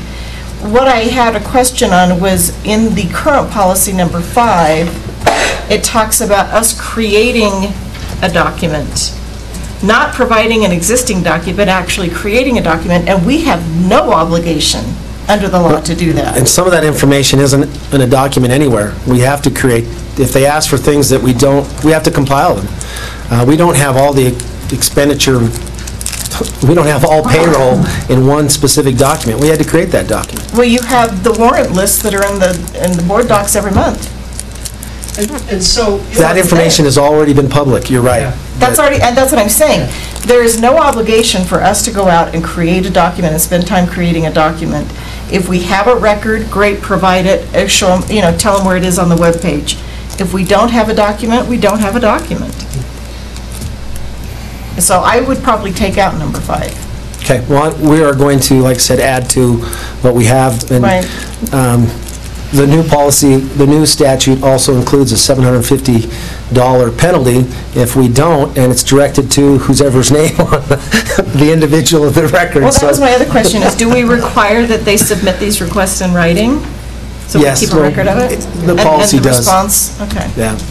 The latest one, we did exactly what our policy says. We responded in 3 days, told them this is our estimated timeline, this is our estimated expense, and they do have to pay that before we submit the documents. We felt it was under an established limit, and so I don't think they were charged. But we can charge for copies, that kind of stuff, and it's outlined in the new statute. So, again, the bottom line is, most of the information they request at some point has been public. Where that's found is the challenge. They could find it if they wanted to. They put that on us, for us to put it in a But simple... that's what I'm saying. If Yeah. it's available on the webpage, there's no reason, that's your response. Most of the requests that we receive are very easy, and so we provide those with limited amount of time and limited resources. But when you're talking about this last one, we couldn't assign an assistant to do that. It had to be John. And John's pay rate is a little higher than others, so... So what are they looking at in terms of a timeline to respond? Not just 30 the- days. 30 Oh, days? Yeah, and it gives us 30 days overall. Right. The way our policy reads is, and we'll probably follow that, 3 days to respond to say, them. acknowledge that we received it. Yes, we received it, and then go with the 30 days that's in statute. It's funny, Each the has 10 Wyoming School days. Board's policy, that's why you don't have it in front of you, because it doesn't have a Yeah. timeline in it. It says very clearly that one's there, but they didn't put it in their own policy, so our policy will look different than theirs. Okay. Okay, so I just wanted to give you that FYI. Okay, and then we have, last on the discussion items, wow, is the BOCES size, it says unit number 1, BOCES size of board. Madam Chairman, presently I'm the chairman of the BOCES Uinta County BOCES number 1 board, and from our discussion last year, we have, in our December meeting, we decided to reduce the size of the board from 7 to 5. Okay. And there aren't too many reasons other than I can't get 7 there and hard getting 5 there. Just one of those things to you that are on other boards. And presently, out of that 7, 3 are from Rock Springs and the other from our district. Okay, so we have 4 and they have 3. We have 4 and they have 3. And at our December meeting, the board decided to reduce that down to 5. They would have 2, we would have 3. Okay. Okay? The reason I'm bringing it to you, in March, we passed that, and for it to be validated, the district has to okay it too. Okay, so this will be on next month for an actual No, approval? it's going to be on tonight. It's actually down below. Oh, it's down below in the action items? Yeah, we need to Okay. get it done ASAP so we can move on with it. Oh, So that would presently relieve one of the persons that are on the board from not having to be on it, because Rock Springs didn't replace with 3, they just have 2 right now. So Okay. there's only 6 there. There's 4 of us and 2 of them. Okay, Okay? fair enough, thank you. That's the purpose. You guys going to arm wrestle to see who gets off that board? Yeah, I was going to say, it's going to be us. Probably, we have to pick lottery or something. I'm pretty used to operating it by myself. Okay, we are down to the school reports. Do we have any school reports tonight? Madam Chair, members of the board, I'd like to invite our speech and debate team from, our coaches from the high school. Great. Appreciate their We've been patience. waiting patiently Yeah. through all of this money talk.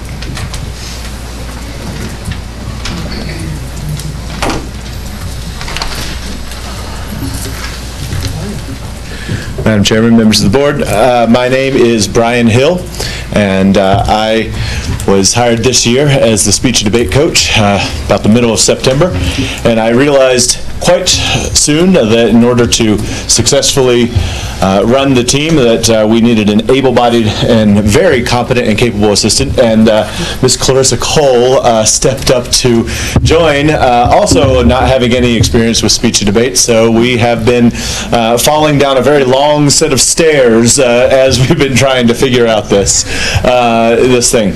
So we really recently went to our district competition, and that's our last competition of the year where students qualify for nationals. And one student, Rachel Hansen, was selected as an alternate to go to the national tournament in Dallas, and so we're very proud of what she accomplished. And we also received this very nice award, and Clarissa Cole, again, my incredibly competent and wonderful assistant, will talk about this.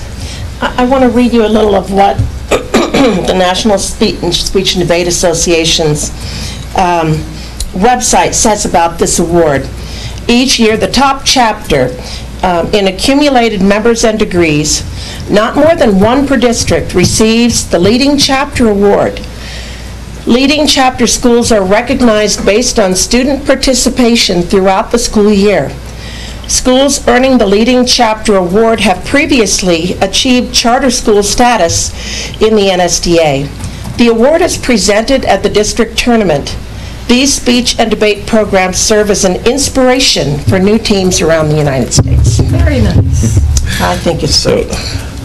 Another of our purposes here is just to thank you for all the support that you have given towards student activities, including speech and debate, and just to let you know about some of the things that speech and debate can kind of accomplish. For one, I realize that in speech and debate, we always focus on the debate side, but actually there's 13 events in speech and debate. It's not one. I'm a coach of 13 different events, and we participated in 10 of them this year, and 2 of them were debates. And the rest of them were all speech events. And of those, students who participate in the different events with speech and debate learn so many things. I was talking to a student today, and I had him rattle off things he learned this year. He said, "Well, I learned about Saudi Arabia and Yemen and the war there, and the United States participation in it. I also learned about the differences between market rate housing and supported and subsidized housing," and I talked about that. And I also learned about deficit spending and Keynesian economics, and I learned about economic growth and different federal priorities. I also learned about the pharmaceutical industry and how they fund all of their different things, and talked about price caps and price controls and what other countries have done. And that's just one student in one event. I have students not only on the debate side, he happened to be a debater, but on the speech side, there are events of original oratory, there's events called, an event called Informative. In those, kids go and compete against other kids, and they learn about so many different topics. Each 10-minute talk is like a TED Talk, condensed and gives so much information for the students to actually learn. Also, if you're an extemporary debater, you need to be well informed about every current event in order to be competitive. And you're talking domestic, international. You have to know and be informed. I had a student who actually talked to me and said, I was up till 2 a.m. working on my case for speech and debate. And I turned around and said, I have never heard from one of my French students, I was up to 2 a.m. working on my French assignments, unless it happened to be due the next day, and this wasn't. He just was so excited about what he was learning. Also, students have an opportunity to earn scholarships from speech and debate, and it's real money. I looked it up, and just on the NSDA website, there's 194 colleges and universities nationwide that offer speech and debate scholarships. And then I looked a little bit more. 4 of those were in Wyoming, and then there's 2 more in Wyoming that have competitive speech and debate programs that don't necessarily offer scholarships to do it, but still compete collegiately. Also, I was looking at WHSAA figures, and I found out that there's 59 schools in Wyoming that compete in some level of football, and 42 of schools who do speech. And so what I was able to extrapolate is students have a lot better of an opportunity to earn scholarships by participating in this particular thing than a lot of the other athletic events. And so your support allows us to be able to do these different things. And also for kids who don't want to compete at the collegiate level, they have learned so many different skills, kind of like what we do with our senior projects. They've learned the ability to memorize, quickly, the ability to present oneself, the ability to talk in front of adults, the ability to go and talk about what they have accomplished, the ability to dress nice. If you've ever been to a speech and a debate event, these kids have so many of these different skills, and it's second nature to them. Well, this will help them not in applying for a speech and debate scholarship, but applying for any scholarship. To talk in front of these people, to talk in front of these boards, or an internship, or a job interview. All of these things these students get from speech and debate. So just a few more things that I thought of and that I've observed this year. There's the social aspect. Some of our students, I watched them at the beginning of the year, and they're very shy and kind of retiring, and they aren't that way by the end of the year. When you have to spend your year preparing speeches, it makes a big difference in their life. And they seem to be very highly motivated. They want to do well. They want to go to college. They want to get good grades.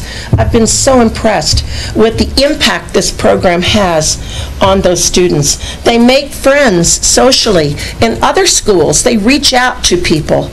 I think that's a wonderful thing.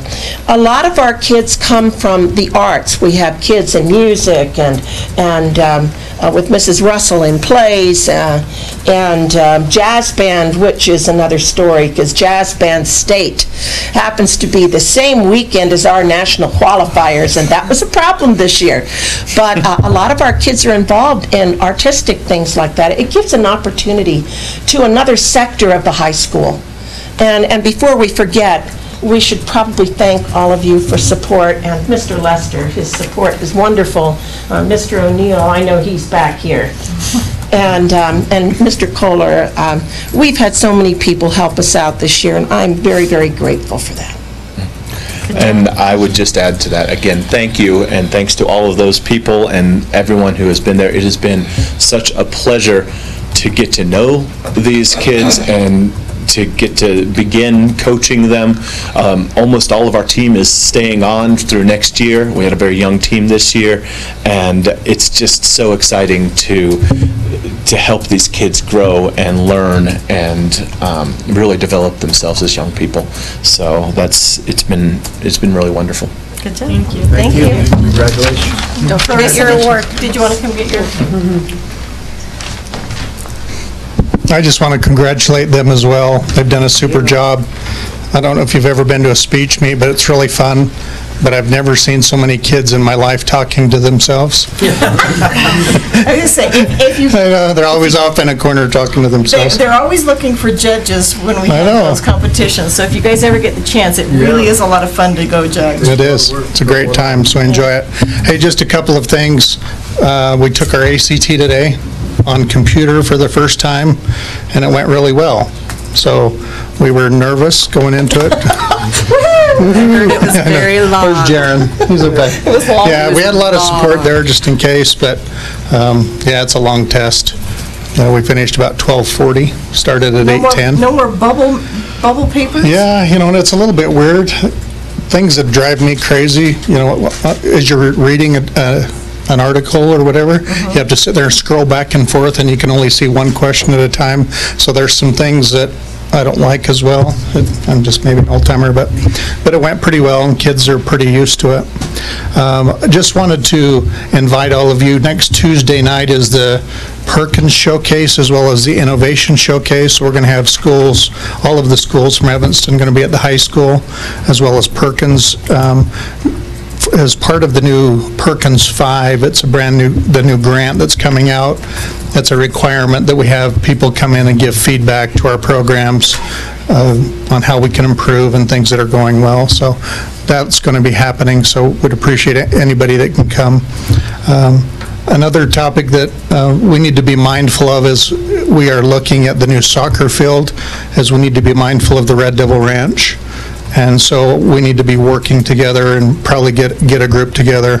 I don't want to build one program and tear one down, so I think we're going to have to work through that as we move forward. But I know that the Red Devil Ranch wants to see the soccer kids have a great facility, and so we just need to make sure everybody's taken care of as we move forward. The next thing that I just wanted to mention, we've talked about closing campus for next year. We are not. And let me tell you why. As we go through the summer, it's still up in the air just a little bit. Are we going to have the facility ready to go? Are we going to have the food service ready to go? And so I don't want to just rush into that and have kind of a real chaotic situation. I'd rather kind of take that a year, work with our new food service director, and make sure that when we start that, we do a great job. And then I'd like to really solicit the parents and get their feedback on what they think about it. But I'm just worried because of the timeline that it's just going to be a mess. We've already got a new schedule we're going to be doing. We've got all kinds of new stuff.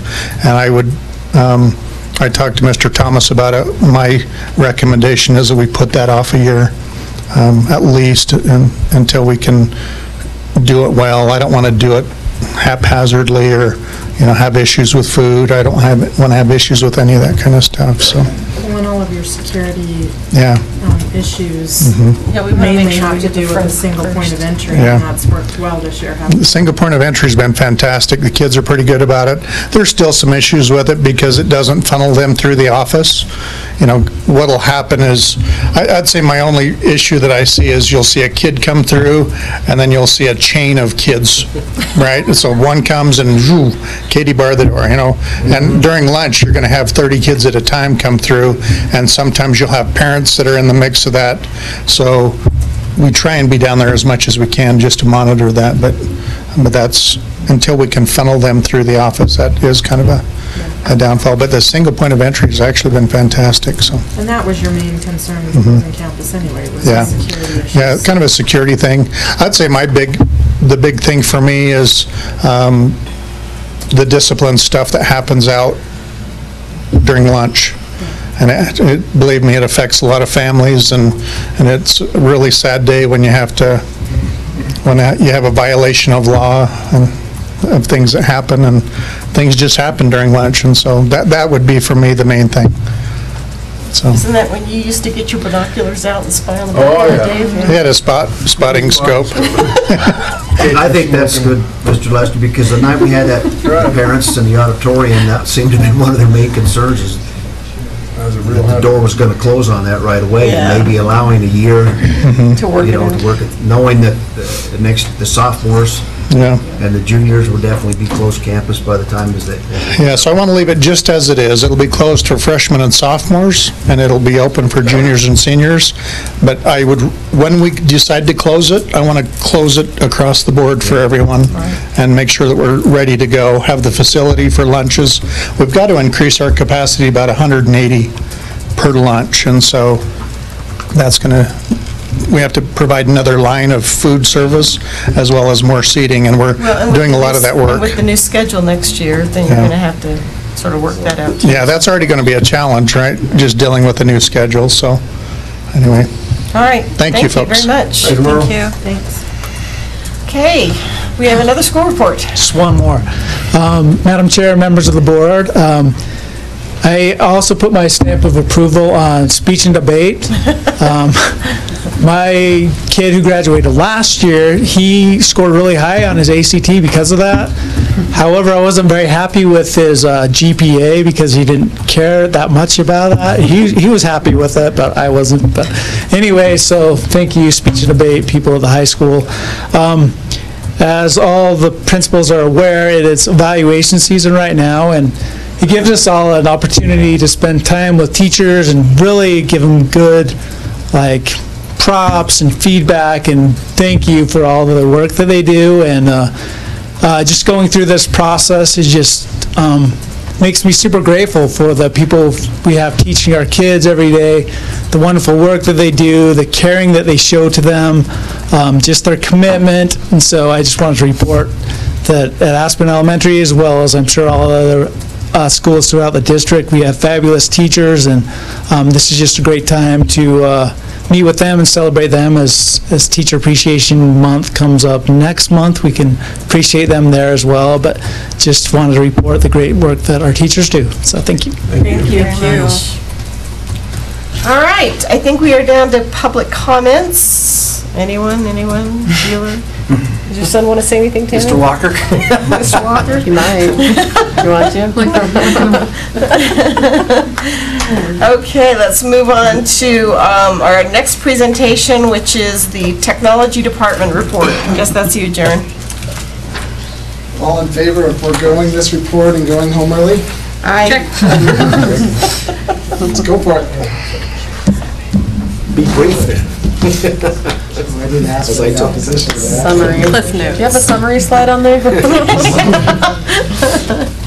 I got 4 slides. I will keep it really short, to the point, in what we're doing. So, Madam Chair, members of the board, thank you again for this wonderful opportunity to come and talk to you about technology and the wonderful things that we're doing. Did that go to sleep? Did that shut off too? I think so. Technology got you, Jared. I'll tell you. Can't beat it. It's after 8 o'clock. I know. It's time for bed. Hey, just really quickly, we accomplished close to 2,500 work orders this last year. Implemented a small pilot of Canvas. I don't know how many of you are familiar with that. Canvas is it's the nation's largest LMS, or learning management system, across the country. 85% of our colleges and universities have used it, and it's been well adopted across the nation in a lot of our high schools and now our middle schools. And so the state actually implemented a statewide implementation of this last year. It's an opt-in implementation. Of course, the University of Wyoming, 4 of our community colleges have taken this on. We do have 2 that have chosen not to, but then quite a few school districts across. And so we've started with a small group here at the high school. We'll continue to grow that out and then kind of work that into our middle school as well.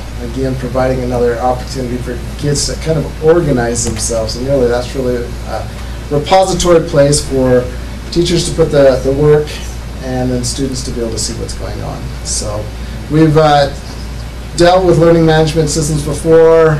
Mr. Ben will remember the days of when we talked about My Big Campus, when we've used Moodle, but I think Canvas is going to be a great opportunity. With that, we'll also be actually partnering with Zoom. For those of you who've used Zoom for a teleconference, Zoom and Canvas actually work well together. And teachers actually have the opportunity, as we learn more about this, to create their own Zoom rooms.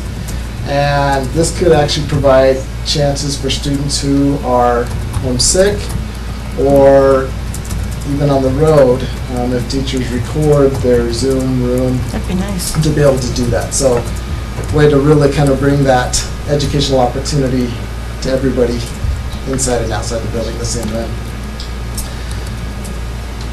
This is a huge number, and oftentimes we hear about the 10%, but maintaining all systems with over a 90% uptime is pretty huge in the technology area. Again, what happens is you'll hear the 10%, the times that it wasn't working, and everybody remembers that, and that was 10 years ago, or I remember. But 90% uptime makes for things that happen today, and that was a very, very successful testing environment for our students to do the ACT. And although the ACT is important, and it's important for our 11th graders, at the same time, this week started our YTOP. And as you all know, YTOP is an assessment all 3rd through 10th graders take, and that will be scheduled through our district for the next 4 weeks. And so having a system and devices that can have a 90%, 95% grade is important, and it's something that we strive to do so that students and teachers can have that opportunity. That's not to say we're not without issues, and those issues do come, and that's why the school dudes are important. So with that, we had the great honor and privilege of hosting the League of Innovative Schools this fall, and that was a great opportunity for not only our district, but Joab School District in Utah, and then also the Deaf and Blind School District, hosting over 100 districts, administrators from across the nation, bringing them to, a portion of them to Evanston, Wyoming to see the great things that we're doing. And that's really, we do some amazing things. Oftentimes here in the board, we unfortunately get to talk about the not so fun things, but we do some amazing things. Our students do some amazing things, our teachers do some amazing things, and we live in an amazing community. And that, I guess I would applaud everyone, not only our board here, but our community, our teachers, for the work that they do. And that privilege to be able to host them was great. We also had the chance to host the Wyoming Innovation and Learning Conference. Had over 130 educators from across the state of Wyoming for a 3-day conference down at the Roundhouse and Machine Shop. As part of the pre-conference, we did some school visits. We had nearly 45 educators come and, again, walk through our schools, and we're complimented very highly for the work that we're doing. And so thank you for your support and the things that you allow us to do as a district, and what our teachers are able to do. Strategic opportunities. We're going to continue our one-to-one initiative. One of the things I'm thinking about with our YTOP extending all the way down to 3rd grade, what we're finding is we need to provide that opportunity for all of our 3rd graders to have that device in their hands. That doesn't mean that it's going to go home, but we need to provide more opportunities so that kids are experiencing typing, experiencing reading. As Mr. Lesser talked about what students got to face today, scrolling between passages. For some of us, that would be difficult. For our kids, that's what they're used to, but we need to continue to allow them those opportunities, and so we're looking at ways that we can extend that one-to-one to our 3rd grade and keep that 3rd grade through 12th grade. And so that'll be a strategic opportunity. We'll continue the work we're doing with the League. I'm actually co-leading work around the data interoperability. I had an opportunity last week to present at COSN in Portland around this, and in a nutshell, basically what we're trying to do is what the healthcare has gotten closer and closer. There's a lot of systems that we work with. We probably have nearly 40 different systems across our district, from Power School to our business system to the things that we use in transportation to mealtime to digital tools. Each one of those has a reporting dashboard, and what's tough is not all of them communicate and work together.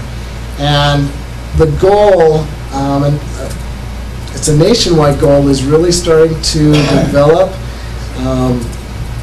a data standard that the triangles will talk to triangles, and the squares will match with the squares, and the circles will match with the circles, which has never happened. And so that's really around this whole idea of data interoperability. There's 5 districts across the nation who are working on this, and we're one of those 5 that are starting to develop, work with vendors, and try to create a proof of concept.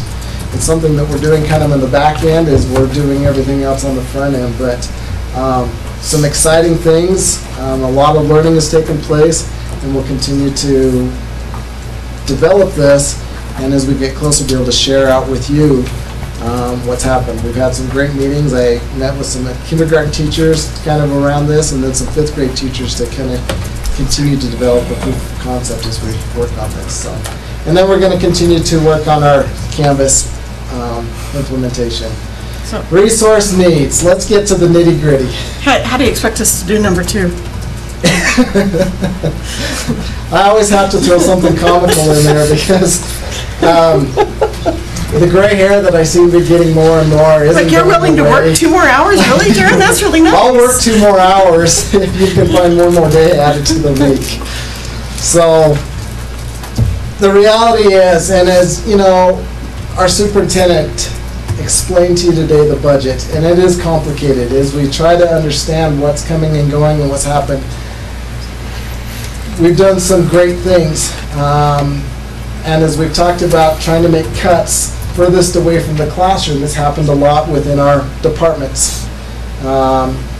And that works well till all of a sudden it starts to catch up with us, and we're at a catch-up place right now.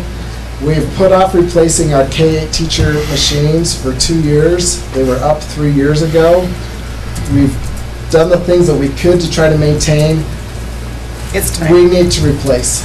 It's going to be about $225,000. Problem is, my current budget, to continue the things that we're doing with our one-to-one, if we're going to extend that to 3rd grade, to try to come up with $225,000 when we've lost about 22 to 25% over the last 3 years worth of cuts, it's just not there. So, in working with the superintendent, working with John, working with the board, I'd like to maybe consider this as a one-time option.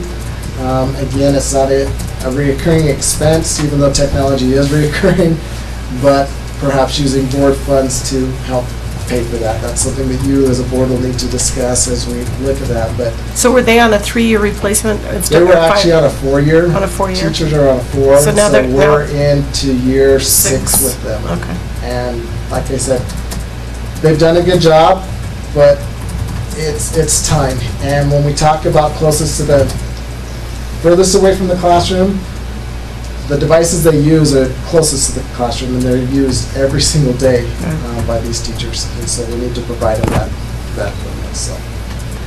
And then again, if you could add 2 more hours, that would be tremendous. As we all know, time is short, but thank you. I can't thank you enough for the support that you provide our department, the things that we're able to do. Again, we're doing some amazing things as a district, and that all starts here with the decisions that you allow us to do. So.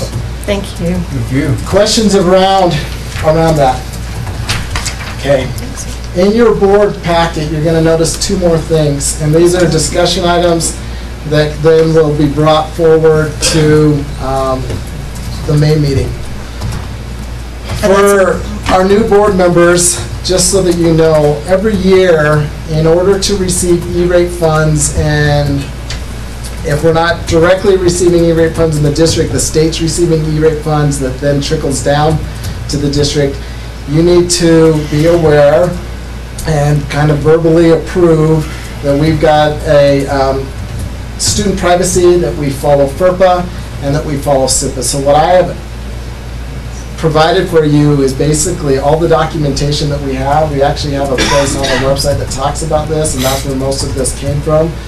But just knowing as a board that you're aware, and as people come to and visit with you, especially our community, that you're able to say, yes, the district does follow the FERPA, and they also follow the SIPA. And SIPA is most important. That's the Child Internet Protection Act. And basically, we strive to do everything we can to protect kids from pornography and those type of. I didn't see anything in here, Jaren, about being able to do VPNs through their Chromebook and bypassing the filters. VPNs, actually, that comes into the student technology use agreement has talked about VPNs in there, that they're not, students are not allowed to do VPNs. In fact, we block VPNs all the time. Right. For that. And it's a cat and mouse game. We discovered probably about a month ago another one that our students had found, and what they do, for those of you who aren't familiar with a VPN, basically what it provides is a private connection to an outside computer. So they'll use their district Chromebook or their phones. Since we block it on their Chromebooks, they can't do it, but they've been using their personal phones to then access maybe a personal computer or a friend's computer. Well, we can't content filter those things, and they're able to share the things that they do here. What we do when we discover that they've got that on their phone is we actually block their phone from even being able to join any of our wireless networks in the district.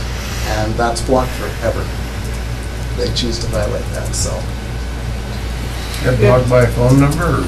It's the I'm ID able to number. then take their phone and I can just say, look, your phone, this is your MAC address, and you're not able to join any of our wireless. Now, if you want to do that on your own time with your own data, that's up to you, but you're not going to use the district wireless to join a VPN to violate really the internet use agreement. So. And then the last thing, just so that you're aware, and I always bring this to you during my presentation so that when I start ordering in July, as you know, any item that's purchased over $10,000, the board needs to approve. And so here's a list of expenditures that will happen as of the 1st of July. I did put the Apple one there just in case a decision is made, but these are all the expenditures that are over $10,000 that are technology related, that would not only come from the technology department, but some were shared by the curriculum department and by special ed and some of the software, but I've listed all of those that are over $10,000. And so if there's any questions on that, I'd be happy to answer that, but something that in May that you'll approve so that we've got that approval, and then we'll purchase in July. Perfect. So, thank you, Jared. Questions? So what's the total bill on that? Big bucks. Big bucks. Just so that you guys know, roughly, technology budget is around just over $500,000. In equipment, usually we spend about $260,000 roughly, which means that the other 50% is really software and license. And then another close to probably $250,000 comes from curriculum to help support our special services. So it's a shared partnership between 3 departments to be able to provide the curriculum resources, the digital tools for our students. Technology isn't going away. The price seems to continue to go up. It's like lunch money. And we seem to use it more and more each day and each time. So I'm the black hole of the district, and I know it. Great. Thanks again. Thanks. With that, I'll bring Mr. Davis up. And yes. Now we get. Is John? Is this you? What's that? This is you next. Yeah, this is me. A little more fun stuff than. Yay! You get a second. When we get done, I want to use that. English class.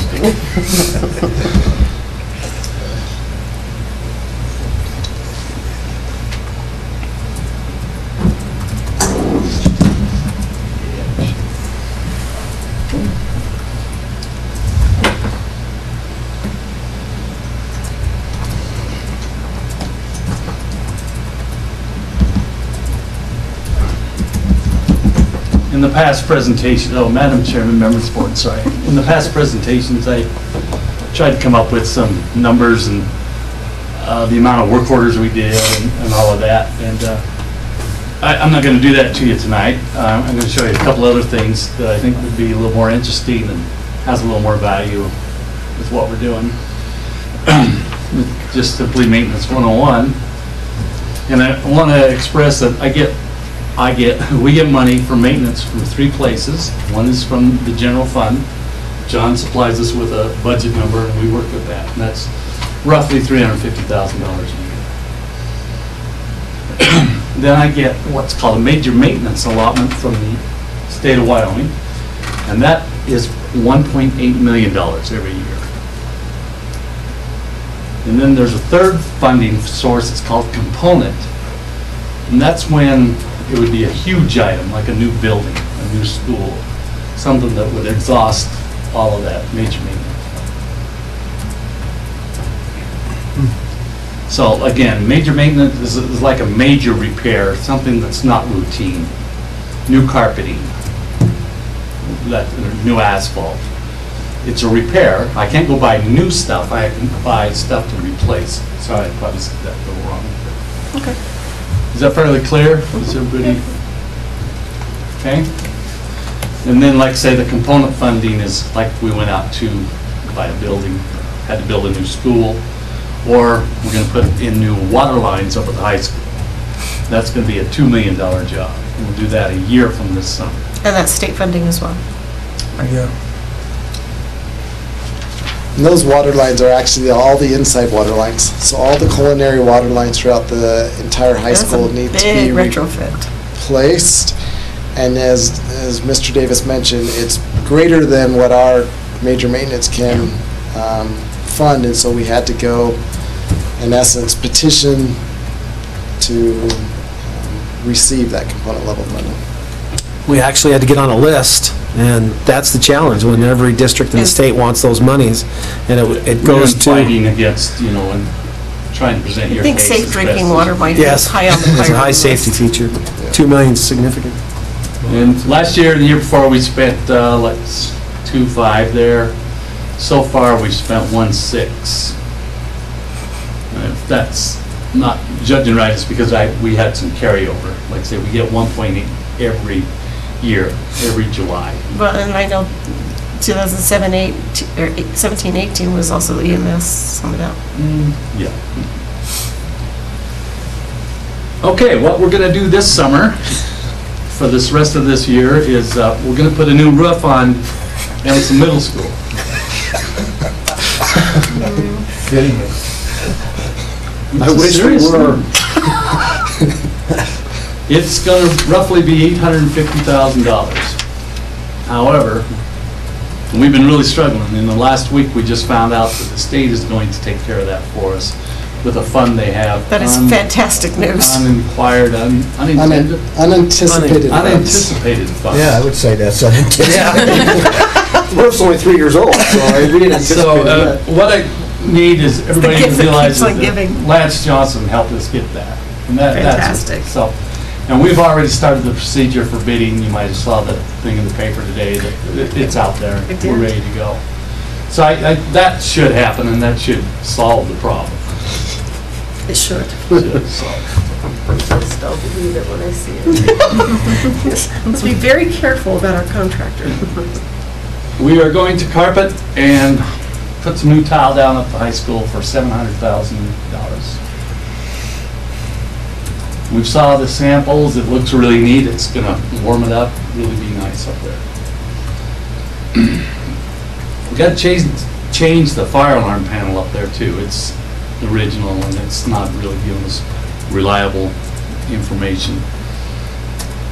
Donnie Bodine has to go up there almost about every 10 days and setting off false alarms and things like that. Great. It's always been setting off false alarms. I've got roof repairs to make at Horizon. That roof is almost, well, it leaks and leaks and leaks, and we get a lot of snow here. So we've got to put 2 boilers up at DMS. They just failed. But that's a major maintenance. They'll take care of that. Mr. Dennis wants more security cameras, so we'll try to work that into that. Yes, please. Part of the safety and security.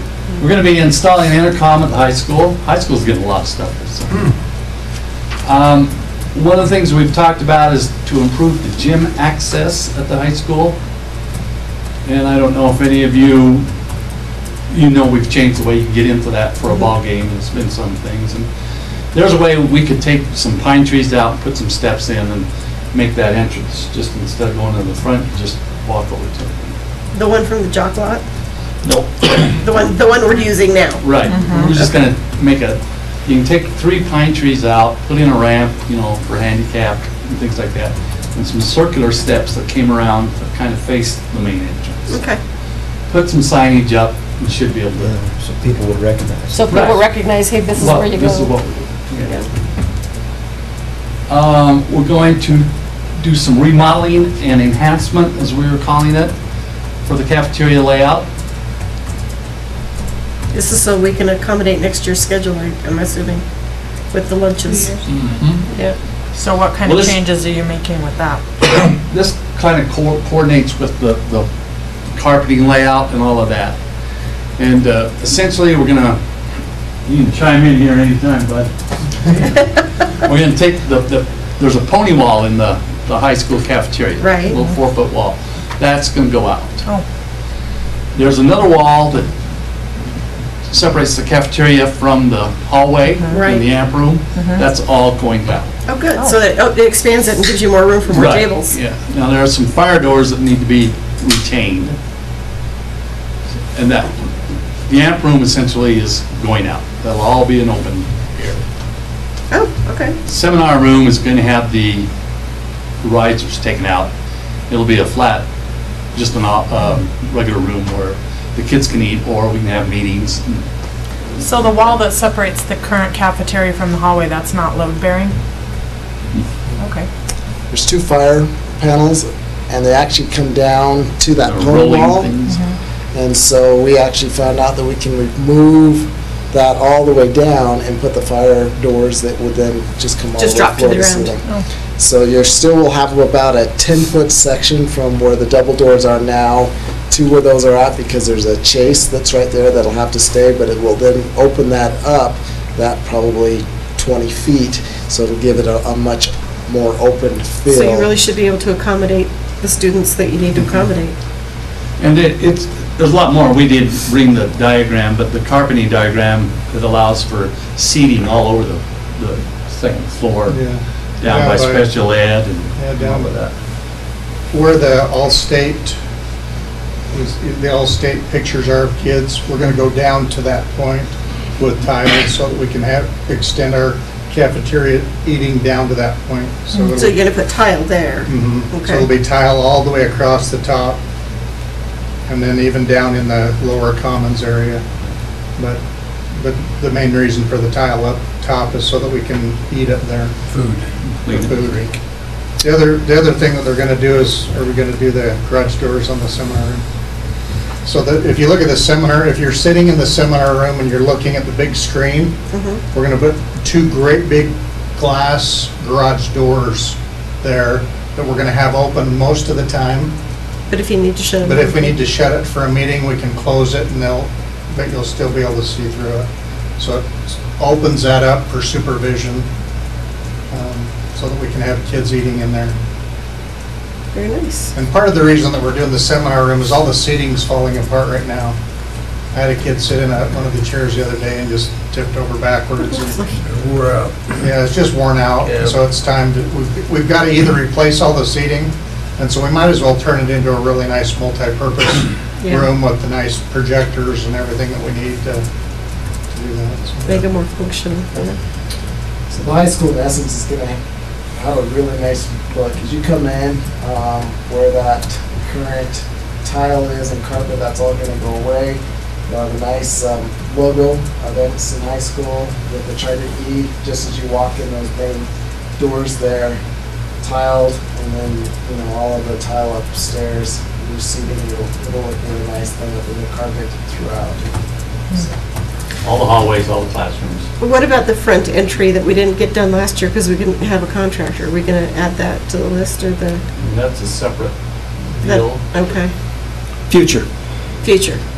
This is just what we plan on trying to do this summer. Okay. Well, because we had talked last year about doing that this summer, that's why I asked, Ryan. So let's go back really quick, and I don't mean to take away from Mr. Davis's, but as he talked about the funding model. Right. So there was security funds set aside for that. Right. And it was 10%. So 10% is about $180,000 is all that they would give us for all of the security. So when we talked about safe defense, security cameras, controlled access, a Raptor system, all those things, $180,000. So as you might recall, when we finally did get some bids, just to do 3 schools, we were close to $750,000. And so unfortunately, major maintenance will not allow us to add. I can't say, hey, I want to create a new parking lot in front of Evanston High School. I can't do that with major maintenance funds. The district can pay for that. Then once I need to replace that parking lot, major maintenance will pay for it. And so that's where the gotcha is. I can't come, like this remodel, I can't pay or use, we can't pay or use major maintenance for the remodel. But after the remodel's done, if there's something that we need to do to fix it, we can use major maintenance. So we've got to be very creative. Okay. How you fund the initial work. Fund it. Okay. They can replace those fire doors, and because, and they did say replace only 3/4 of it, we're going to replace them all the way to the floor. So it's just being creative in how you present. Madam Chair, members of the board, I also see that I think the state has realized the significance of security funding, and there's going to be a potential of, they'll release more money in the future to redo our vestibules. Specific grants for that? Yes. To redo the vestibules isn't necessarily a part of that funding package, but I think it will be. Two-way radios, there's money for that kind of stuff, but not for the vestibules. I think that's on the way. I think everyone's going to see the benefit of that. Changed around.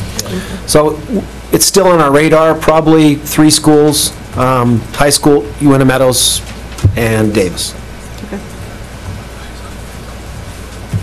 Oh, so with this, the high school will be closed starting June 3rd throughout the whole summer. Okay. You probably will get some pushback on that there's no other way to complete all these projects. I was going to say, who's going to push back? Who The uses only it? thing that we'll probably still have open, and we'll work with Bubba, is the gym itself for some stuff, but they're not going to be allowed to come into any of the carpeted or any of those areas. They have to use that gym entrance. They'll have to use the jock walk entrance for that. But everything else, we're moving to summer school, high school, summer school. That's traditionally happened at the high school. We moved on to Horizon, and because of the extensive nature of all the work that's happening, it'll do the whole thing. And one last thing, we'll probably replace the curtains in Davis and the high school, the separation curtains in the gym. In the gym, okay. There, I don't know if we replaced the one in the high school or not. It needs it. They're 35 years old, is that right, Bella? The original? 30 years old. It may be time. Okay, and we've always, got things out there, like, I have my little wish list too, and I went out and sought some design services for improving the EMS football field, soccer field, make it a full-length soccer field, make it a track, make it usable for what, the amount of kids that we have that are doing that. Put in a turf field. We got an email, I think, yesterday or today about enclosing it. Oh, yeah, well, we can do that too. And we've got It's only money. That's the high school. Oh, that was the high school. That's the high school they want to enclose. I want to improve the bus lane and the parking lot at Aspen. That's just not really safe. Major maintenance money will not fund that because we already have one. Okay? It's only money.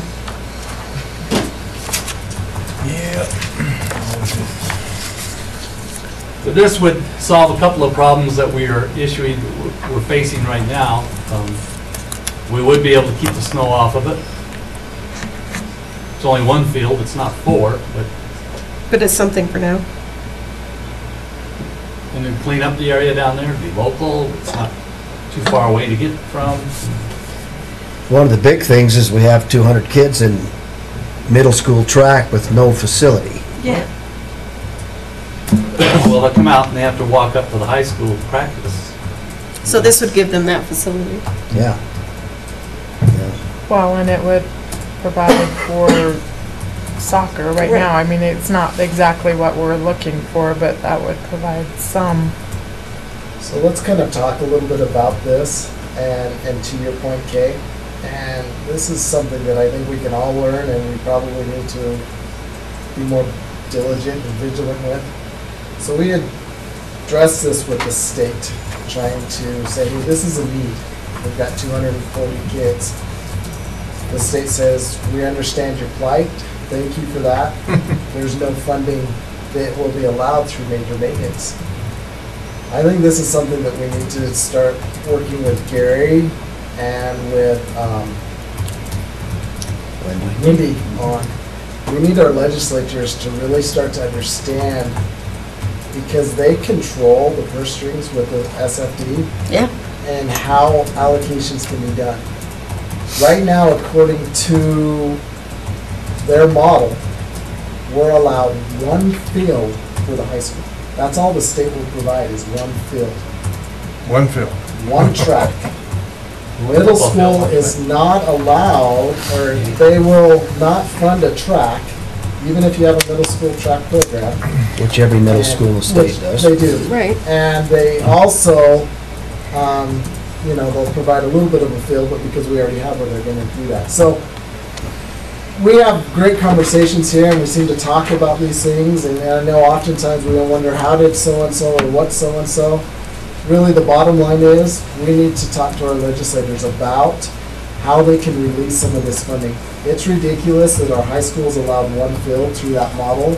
We should actually have about 6 different fields, depending on the playing surfaces or the requirements that's going on. Our middle schools should have equal access, and we shouldn't have to have them cross a busy thoroughfare and be in conflicting times with our high school to practice. The other thing that we need to visit with them about, and I'm going to kind of push on Bubba too, is some of the requirements by the Wyoming High School Athletic Association, those, and they're not a department, they're an association, but they're not always at the table when our legislators and the SFD are having conversations. And they have requirements that come down that they require, but then our state doesn't fund. So then it becomes ultimately things that the district has to fund. So when we talk about those different coffee pots, these types of things aren't always in that block grant. And so when Ryan's trying to make the decisions that he's trying to make, and as far as where does funding go, and you say, hey, we need a $1 million or a $2 million upgrade, where do you find that when it's not in those funding sources? And so just to kind of paint the whole picture out there, sometimes we say, hey, we point our fingers at who should pay. Right now, who gets to pay? We do. And we'll continue to pay until we can get our legislators to understand that they really need to open up some of those, or loosen up some of the requirements, so that we can create some equity, and I'll call it equity, across our state in both our high schools and our middle school programs, whether it be with our athletic side or just day-to-day programs for our PE and our classroom instruction. So, Great. With that, is there any questions or anything? We will be doing a lot of other things, but these that I've just presented are the major things. Those are the that will be biggies. going down. There may be something come up, another boiler may go down somewhere in another building. We have those all the time. Our buildings are getting older, and so our maintenance is very important to keep these things going. High school's 35 years old. We're just getting 40. I like everything except losing the seminar room. All right. I think that's important facility in a high school. Maybe it's not used as much anymore. I was gonna say, I don't think anybody uses it. I'd rather have a multi-purpose room, because Madam- it's changed what the use is. Madam Chairman, members of the board, with that, we did have a pretty good discussion. I like the seminar room, too. What's happening is the idea of a sit and get in terms of presentations, it's kind of gone away. It's more small groups. What we're going to do is put equipment in there that we can still maintain those small groups and still have presentations and use that as a staff meeting area. The only other meeting area we have at the high school is the media center, and this actually would be structured more like the media center with tables where groups can work.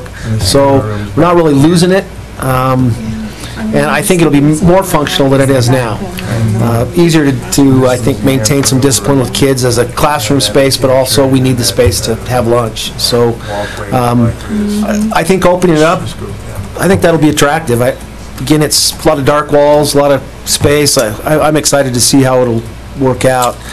We do need good instructional space for our teachers in that seminar room. We have to maintain it as that, too. The other point I'll make while I kind of have the floor is you can see that we have what appears as two opposing opportunities for field space.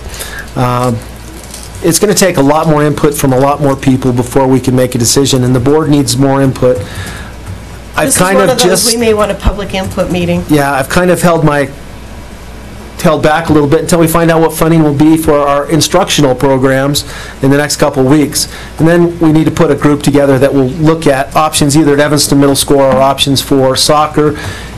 And I think it was pointed out by Merle that we need to include Red Devil Ranch too. We don't want to hurt any program, we just want to enhance. So we do have plans, and I do have great dreams and visions, but we'll just have to work it out. What do we want? We have options. John has worked hard on funding opportunities. I can tell you right now, I don't think it's an option to go out to bond. I don't think we'd ever win a bond election right now because of where the community is economically.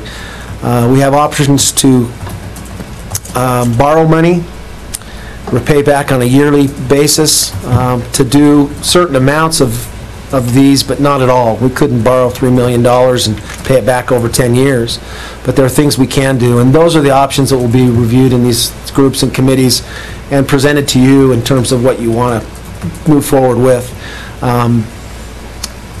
Again, I think it's time we look at our carryover and make some decisions with these facilities.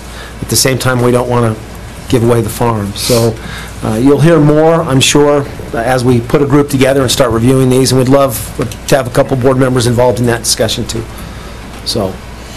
All right, let me know if anybody is interested in participating in that. We can tag that out as a subcommittee, so. Okay.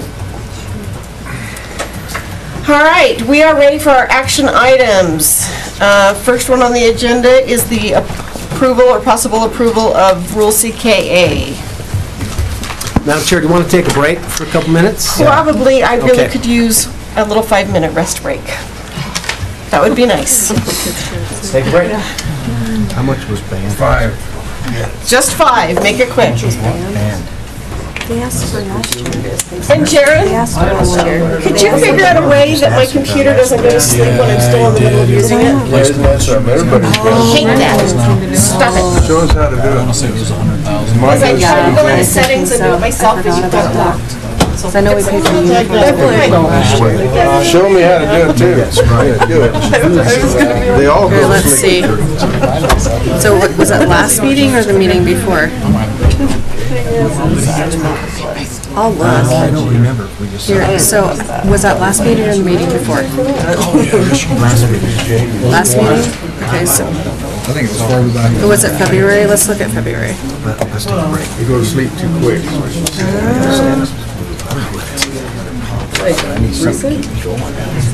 This is the only time I drink soda, is when I'm here. That's the only time, because I'm like, oh. Probably had some work. Hey, you have to share if that's the case.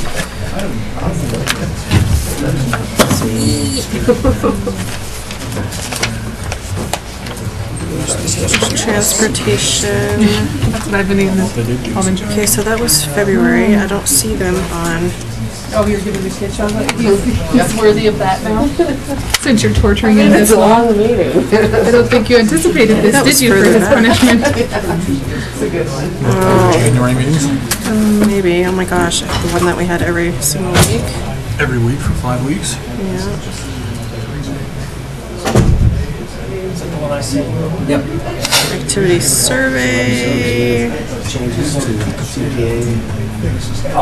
CPA R1.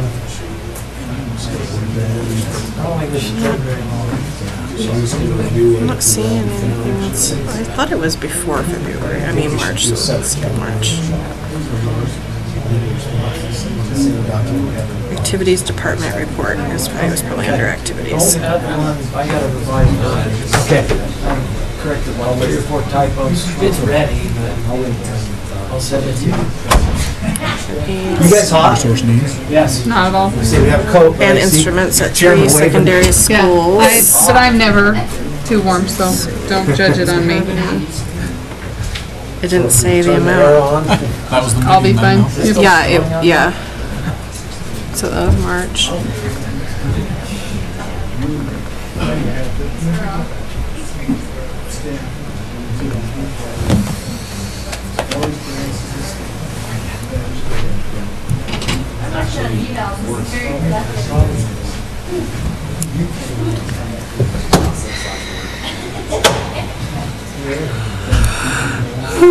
Holy moly.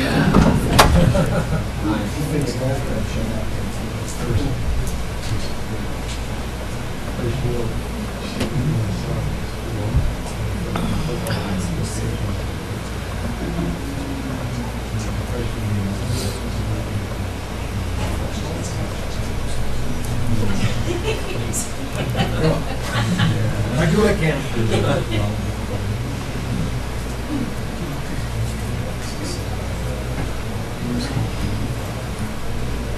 you have any water?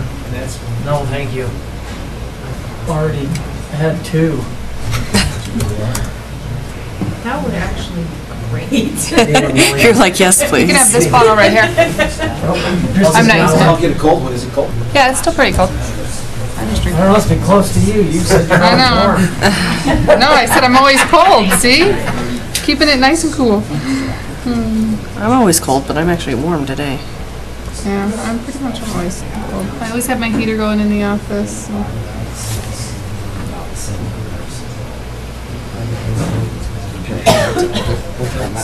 I swear, For what? I'll have to look on that. I'll have to see if I can do that from back home.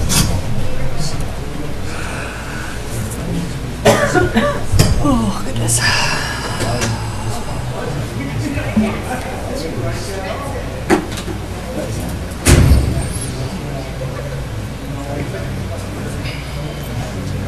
Ain't no sleeping up there. I've been up since 4. I'm ready. I'm done. You got 3 more hours. Oh, Wait till we get to the hard stuff. I'm tapping out.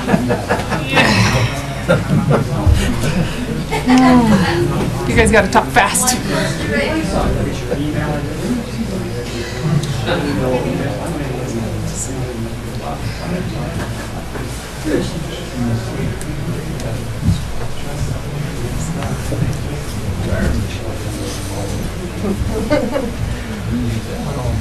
What I'm guessing is we're into 5, we're into $500,000. Yeah, I'm gonna Sure, just to cover. just say, well, this won't happen again. Because I'm You go there kind all of in night. favor of this, just to cover all this stuff. Yeah, I am too. We need, like, we've kind of skimped for so long, and now things need to be replaced. When I was 18, I bought And they were out like last night. Heck. Sunday night was the first time. That's 1 year, maybe. Then every 10 years, you buy a new venue.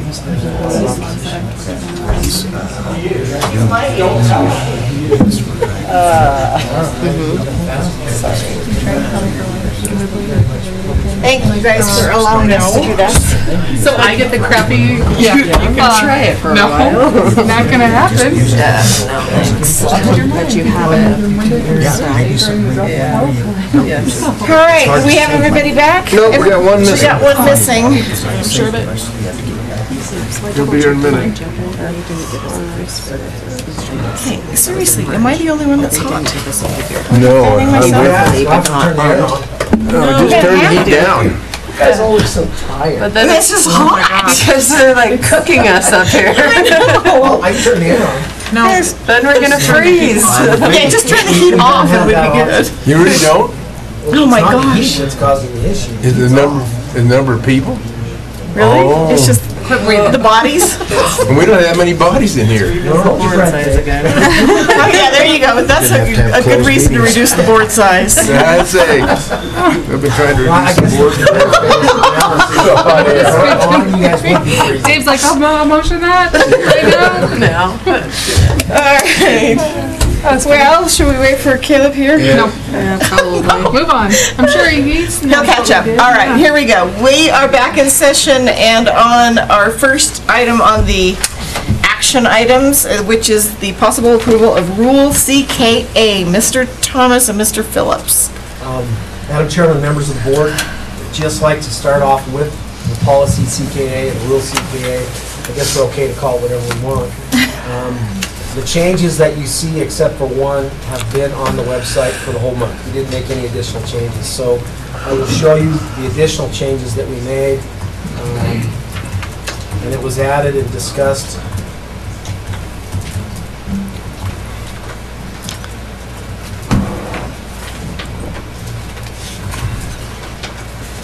It is the confidentiality component.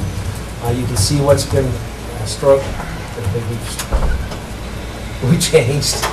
The way it reads now is the district concealed carry program, any information or data concerning the concealed carry program that may permit the personal identification of employees who receive permission to carry firearms from the board without the prior written authorization of the board.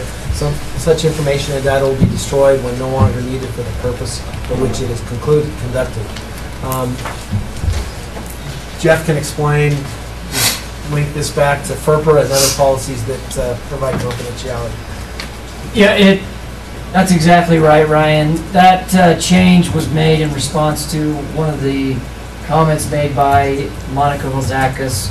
She was concerned that our language there in the confidentiality clause exceeded the statutory authority, and we made that change in response to that so that it's more closely aligned with the policy that basically, or with the statute, which basically says that the identities of employees who participate in the concealed carry shall remain confidential.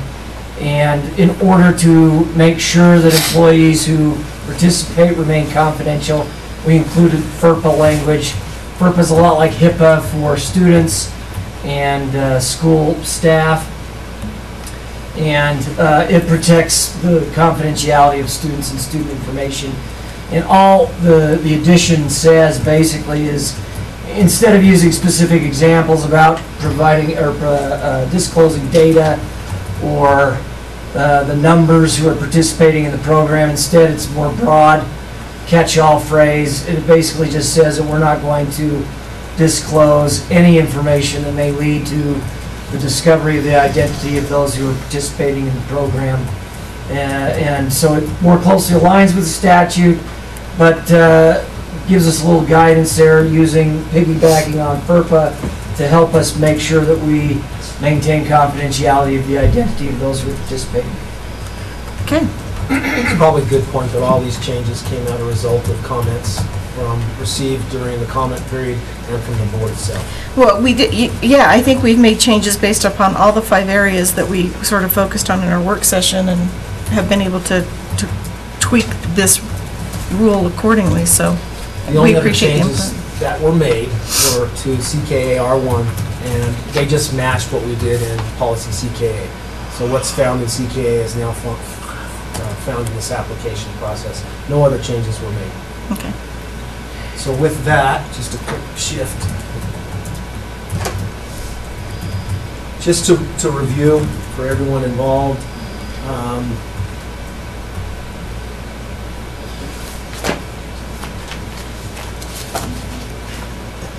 hopefully, give us a second. Jared? He's coming.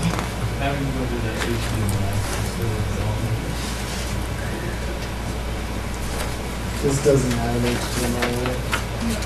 He's got his new dongle that goes to work. You have the adapter? Here it comes. See, it's just the touch. Just a quick review. This is actually what has been provided on our website for a long time, but definitely the last month. This does contain and will contain the changes to policy CKA, in the section where it says policy CKA. I appreciate the board's input in terms of making some changes in the hard copy comments. Mostly corrections in spelling, but some additional content too. We will add a new section tomorrow, which is the information that was discussed in executive session. It'll be separate, it'll be the legal component that Jeff has provided and we've reviewed. And so all of this will be available to the public. All of this actually represents what's considered the packet, and this is what you're approving. The policy changes we just made, the comments from all these sections, and now the comments from the legal component, which will be added to them. Any questions? So, yeah, I just wanted to, certainly I think we can do this publicly, and some of the, there were some edits and some typos in the hard copy comments that Mr. Thomas has now fixed, and so what you see now online should be the fixed version. There were some typos in paragraph 3, 11.1, 11.4, 11.16, 11.23, I think we made an addition. There were some typos in number 14 and 15. So we've been able to fix those and provide more complete answers on a couple of the questions, or a couple of the issues. I think, so the packet, as I understand it, Mr. Thomas, and I just want to go through this, is we have Rule CKA plus the four accompanying applications that go with that rule. That's, we're going to call that Rule CKA total. And then we have the notice of intent to do this. We have the email comments with our responses. We have the hard copy comments with our responses. We have the oral comments that were taken at the public hearing with our responses. We have the website comments with our responses, and then we also have the minutes of our work session where we responded to a lot of the issues. That's what I understand the packet to be. Am I missing anything, Jeff? Well, the original proposed rules. That was the notice of intent that we filed with them? Yeah, on everything that was included with the original notice would also be part of the packet. Okay. So we're going to call that the packet for ease of... That's the packet. The only other thing, just to be clear, it will include a clean version of CKA that will actually become the rule. And then it will also include the red line version that we just viewed there that Ryan showed on the view screen. Okay. But I think that will be everything, yes. All right, well, with that introduction, I will entertain a motion regarding Rule CKA. Madam Chairman, I move that we approve the packet of CKA at this time. Second. We have a motion by Mr. Bennett and a second by Ms. Welling. Any discussion on the motion? None? All right, seeing none, all those in favor say aye. Aye. Aye. Any opposed? Passes unanimously. We are next on to the approval of a bid on a maintenance vehicle.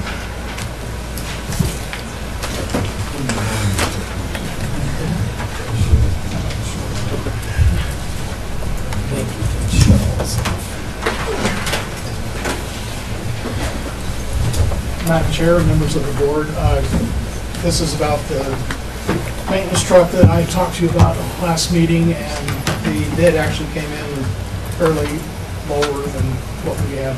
Well, I'm liking all these presentations. This is a cost less. And so anyway, I'm just asking permission to go ahead with approval to purchase this. Okay. Any other questions before we entertain a motion? All right, we'll entertain a motion. Madam Chair, I make that motion. To approve? To approve the replacement truck. All right, do we have a second? I'll second. Tammy seconds. Any discussion on the motion?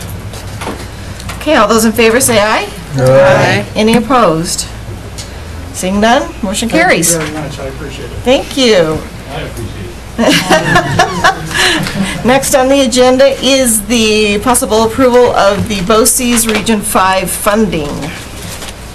All right, Mr. Mayor made a presentation last week about this, or last month. I've lost my mind. Madam Chair, I would make a motion that we approve BOCES funding at the rate that we are currently using. Second. Okay, motion and a second to approve the current funding for BOCES, or funding at the current levels. Any discussion? Okay, seeing none, all those in favor say aye. Aye. Any opposed? Motion carries.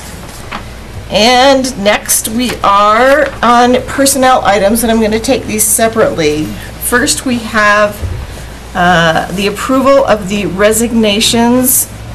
And Mr. Thomas, I'm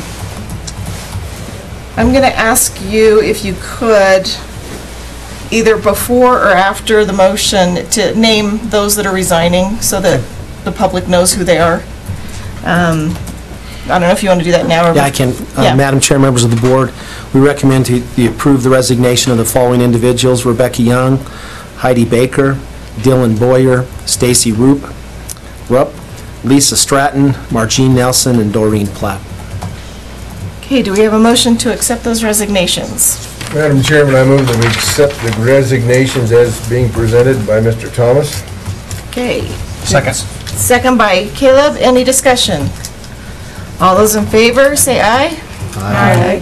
Any opposed? All right, the motion carries.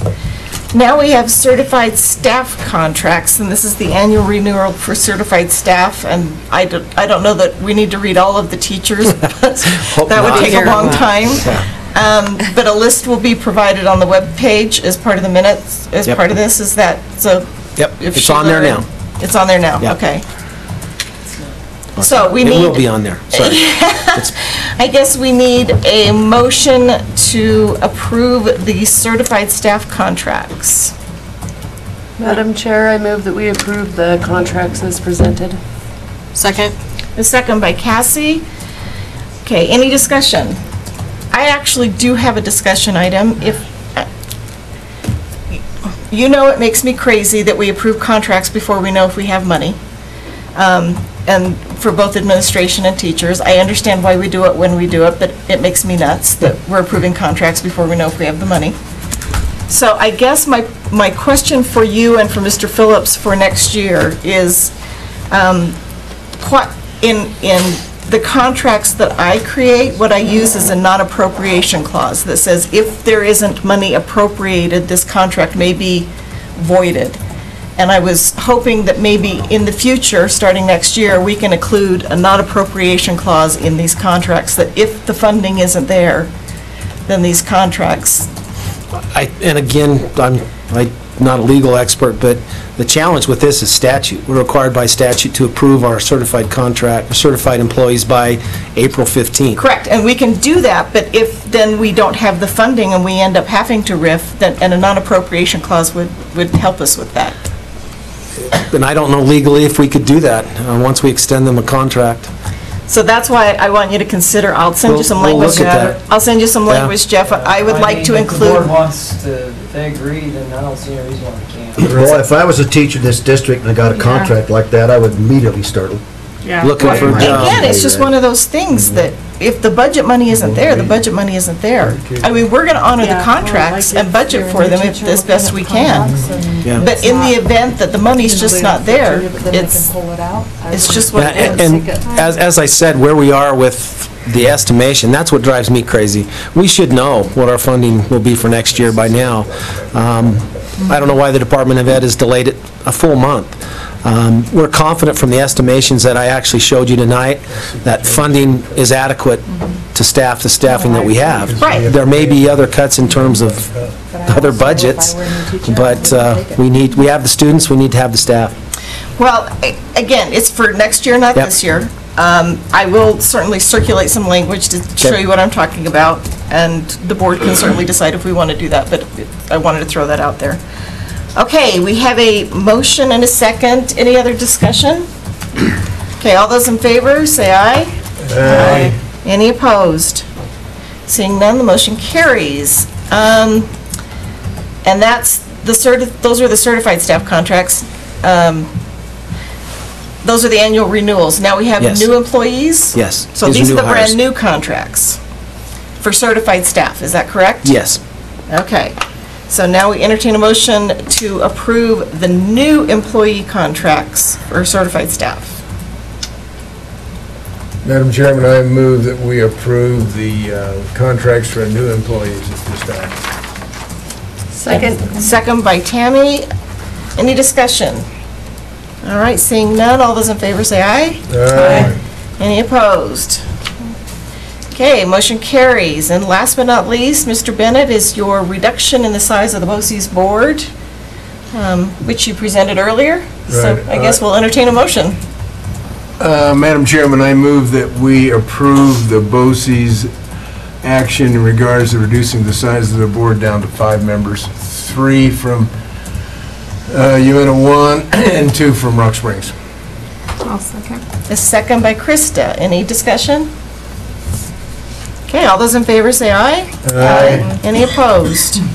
Seeing none, the motion carries. We are down to board roundtable. Does anyone have roundtable items they'd like to? I do, yeah, but I was waiting for somebody else. So yes, I want to thank you guys for giving me the opportunity to go to the National School Board Association meeting in Philadelphia last week. How was it? Weekend. It was really, really good.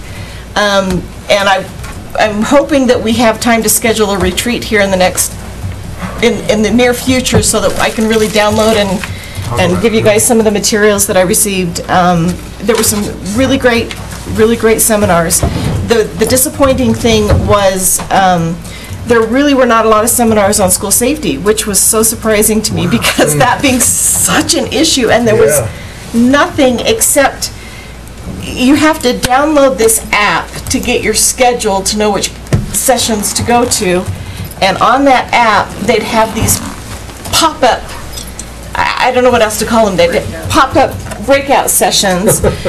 And, you know, Okay, I'd be in trouble. yeah, well, so you'd have to look at your phone, but by the time you got the notice of a pop-up session, it was like almost over.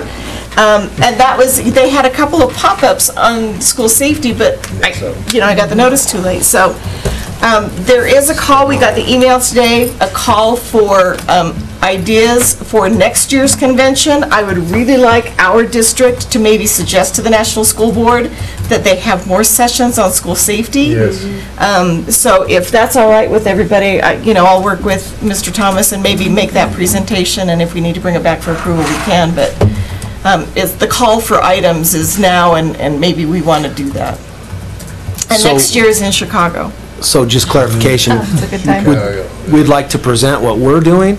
That's what I was going to recommend, is Right. we should be proud of what we've done, and it would take probably 2 or 3 of you to go, and It'll go over really well in Chicago, I'm sure. I think it's a great place to do this. so I think it's a great idea, actually. I know. We should be proud of what we've done. So I will work on that. If we can work together on maybe that proposal, and then, like I say, and then I know it's time for one of our retreats and to sort of download a lot of this information, so, thank you guys. It was, I walked my little feet off, it was awesome. I made my steps every day, let's put it that way. Anybody else? All right. I got something. I'd just like to take this opportunity to thank all those individuals and groups that took the time and energy to put this CKA policy together. my point of view is simply that it's one more tool to protect our kids, whether you agree with it or not.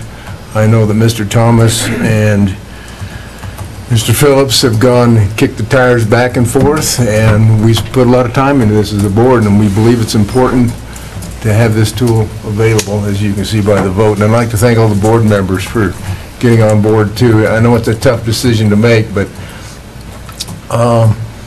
it's just one of those things, at least we know it's out there.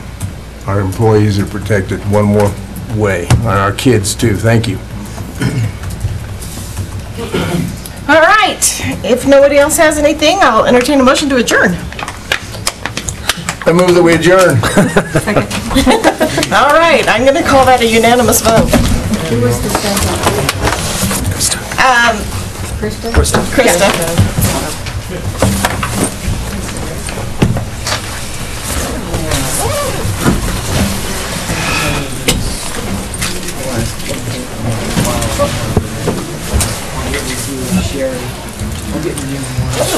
Boyle? So you want to see? File. Making sure we have it all right.